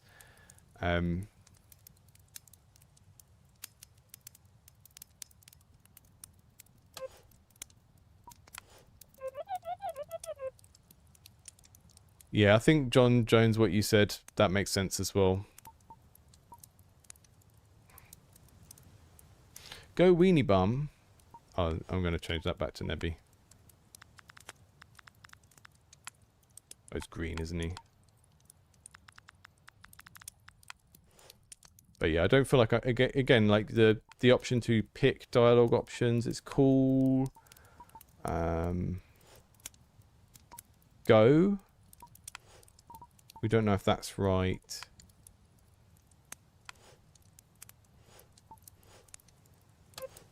There's so many things that make a game like this work, and there are so many variables, and it's like maybe if I just had 4 more bits of goo, then everything we've just talked about would be invalid, because I could. But even then, there's a problem because the bank of words that we've got open is so big already. This is quite a big bank of words, and if you were to try and solve the problem by giving me 5 additional bits of goo, I might still put them on the least helpful words, you know? So if it's like a tech tree, right? And I think I even heard Aramis and Thornity talk about this when they designed the tech tree for their incremental game, was like, if you give people too much variability, especially in the early part of the game, then person A and person B are going to have a wildly different experience, and that makes it harder to balance. So even if we did try and solve the problems I've experienced by giving us more of those hint resources and giving us more goo, the issue is just like the variety of things I could spend it on, because it's not forcing me to pick a good option. I could pick anything. I think I guess the like meta level strategy would be, okay, if I've got a piece of goo, then when I go here, I can see, okay, boba is used in loads of words, so that's worth translating, right? And I can go, okay, soda, well, I know that, and I can click through them and I can see how many contexts they're used in.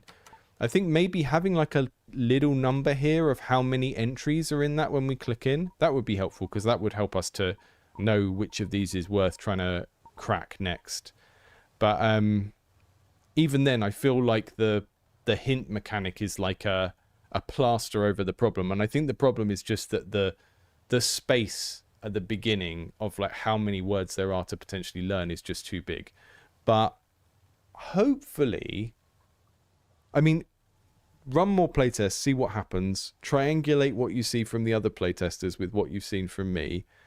Some of what I've said will be personal taste, some of it will be how my brain works, and some of it may just validate what I've said, in which case, like, come back and like think about some of these things again. I think the problem is that because we're using the language when we talk with characters, we sort of need to know what it means immediately. Whereas the way that the more archaeological games are structured, it's like I can pick up an object at 10 minutes in and not know the words on it for like 3 hours, and it doesn't matter. Whereas here, because it's all in conversation, we sort of need to know what the things mean in context. And I think we just need a much smaller context at the start. We've got the context opens out so wide, so quickly. And I feel like, I think if I go back and think about where do I feel like there's an aha moment,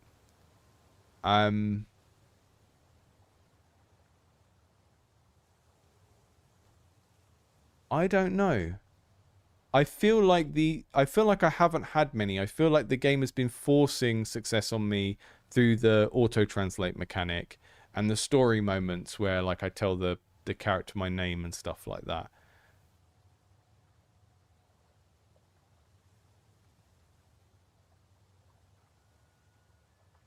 So yeah, I don't know. I think maybe smaller starting context, more noun focused. You know what would be great, actually?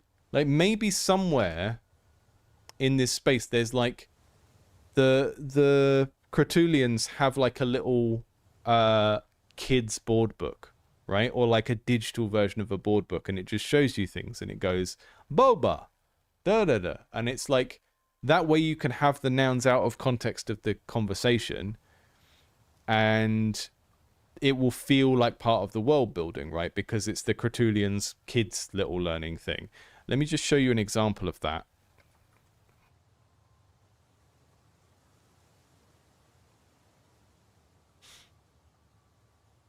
This is me showing my age now, but I had this game in the late 90s.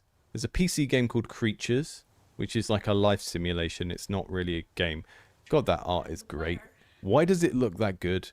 So you have these creatures called Norns, and you look after them and you feed them and they play with each other and stuff. And you have to, they have genetics, and also you teach them language, right? And you will like pick up a noun like a ball and show it to them and type in ball, and they will make their own little phonetic blah blah or whatever. But the little thing that's typed out will start off something like ball, like it might be baka, and then it will change, gradually morph into ball. And they have like a computer that you can program with the words that you want them to learn. So the computer is mostly used for the verbs, because it has a little animation of the thing being done. And it was really neat. I remember I played this for like a long time, and I got to the point where I had one group of Norns and they spoke English, and I had another Norn and I tried to teach them like different made up words for everything. And then they would meet up with other, and then they would like morph each other's language because they would try and teach each other the language that they already knew. But the way that that worked at an interface level was like, there is a computer in the environment that you can gradually outsource the language teaching to. So you're initially using your cursor and objects and saying, this is a ball, ball, ball, ball, push ball, and then using the computer to teach them what push means. And that all works. Like, you look at that and it's like, yeah, okay, that's part of the world. So maybe if you're finding that people are struggling because of this initial context that's way too open, you could have an additional mechanic for spoon feeding some of the words, because I like what you've got. I like the translation putty. I think it's really neat. I think the way that it ties to the world exploration is really good. Like, we can go around the world, we can find some secret spots, and we'll get rewarded with a translation goo, and then we can use that to like unlock the words we don't know. That's great. But the problem that has is when it's this open, like I said, we can spend our 3 on the wrong ones, and then player A is in a much harder situation than player B or C. And you don't want that. So I think what I would do is create some other mechanisms for spoon feeding some of these words. And you could do that through signs. I guess the issue is that you can't do that in English, right? But what you could do is, if you had somewhere with a screen and it shows you a mushroom and it says bulba, and then you show like a leaf and it's got and it says not boba or something, and it just teaches you some of the bits, but then it doesn't actually confirm them for you. So you still need to use that information and go in here and write your guesses. Because at the moment, the problem I'm feeling is the system of like being able to notate my guesses. When I see those guesses show up in the conversation, I can't tell which ones I'm sure of or not. So I'm having to do weird stuff like where, go, and like do this weird little annotation to let myself know that I'm absolutely not certain of that word. And I think if there were a few more stages of certainty before that, where it was like, okay, there's some of this information that I can get, there's some of this information that I can get from like a screen with a loudspeaker or something, just to give us a little bit of a bump forward, so that when we encounter the dialogue system and we're starting to try and talk to the creatures and work out what they're saying, we've got a few more of these words locked in from another source. I do think just like a little kiddie's learning screen somewhere that's going, boba, paka boba, you know, that kind of thing. That could be one way of doing that. Because I think otherwise, if you want to simplify it and make the onboarding easier, you're going to have to make the initial interactions way, way simpler. And yeah, like someone said in the chat, when we're talking to the pink one up there, like the list of dialogue options, the context is just like really broad and wide, and so many repetitions of words that I don't know the meaning of, and no way to really test them. It's I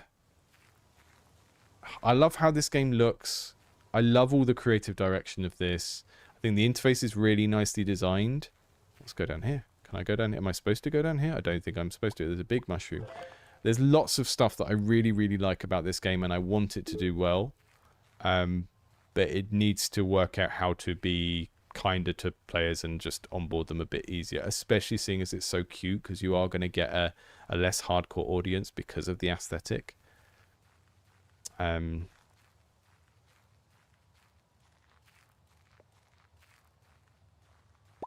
Yeah, Ivan, it could be that. I mean, I just feel like it's asking more of me than any game of this sort ever has. And that's good. I think that's good to have as a aspiration. I don't think there's anything wrong with that, but I do think it's something that you're constantly going to have to constantly go backwards and forwards on to work out which things are worth fighting for, you know?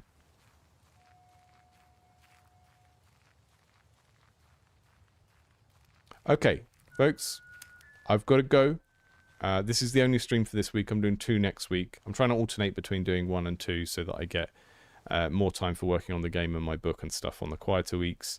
Thank you so much for joining. I think everyone who likes the look of this should go and wishlist it anyway, even though we've been, you know, finding so many things that could be problems. I mean, the thing that's frustrating is that the type of game it is, it's so hard to suggest very clear solutions. I can sort of look at other games and say, this is why they did this, and this is why your game is harder for not doing it, and stuff like that. But it is a very unique take on the genre, and that's a good, you know, I always find that admirable when people are trying to do something different from similar games. But I do think you need to recognize it's a niche within a niche, and you know, make sure you give people a I don't think easy wins is the right term for it, but, you know, a reason to feel like they belong in your game and they want to stay there, I think would be the best way of thinking about it. Let's go back out onto the moon. I'm going to walk on the moon. Have a good Wednesday, folks. Thank you so much for joining, and thanks to everyone who supports the channel and sends their games in. I like doing this. But not as much as I like freezing to death on the moon.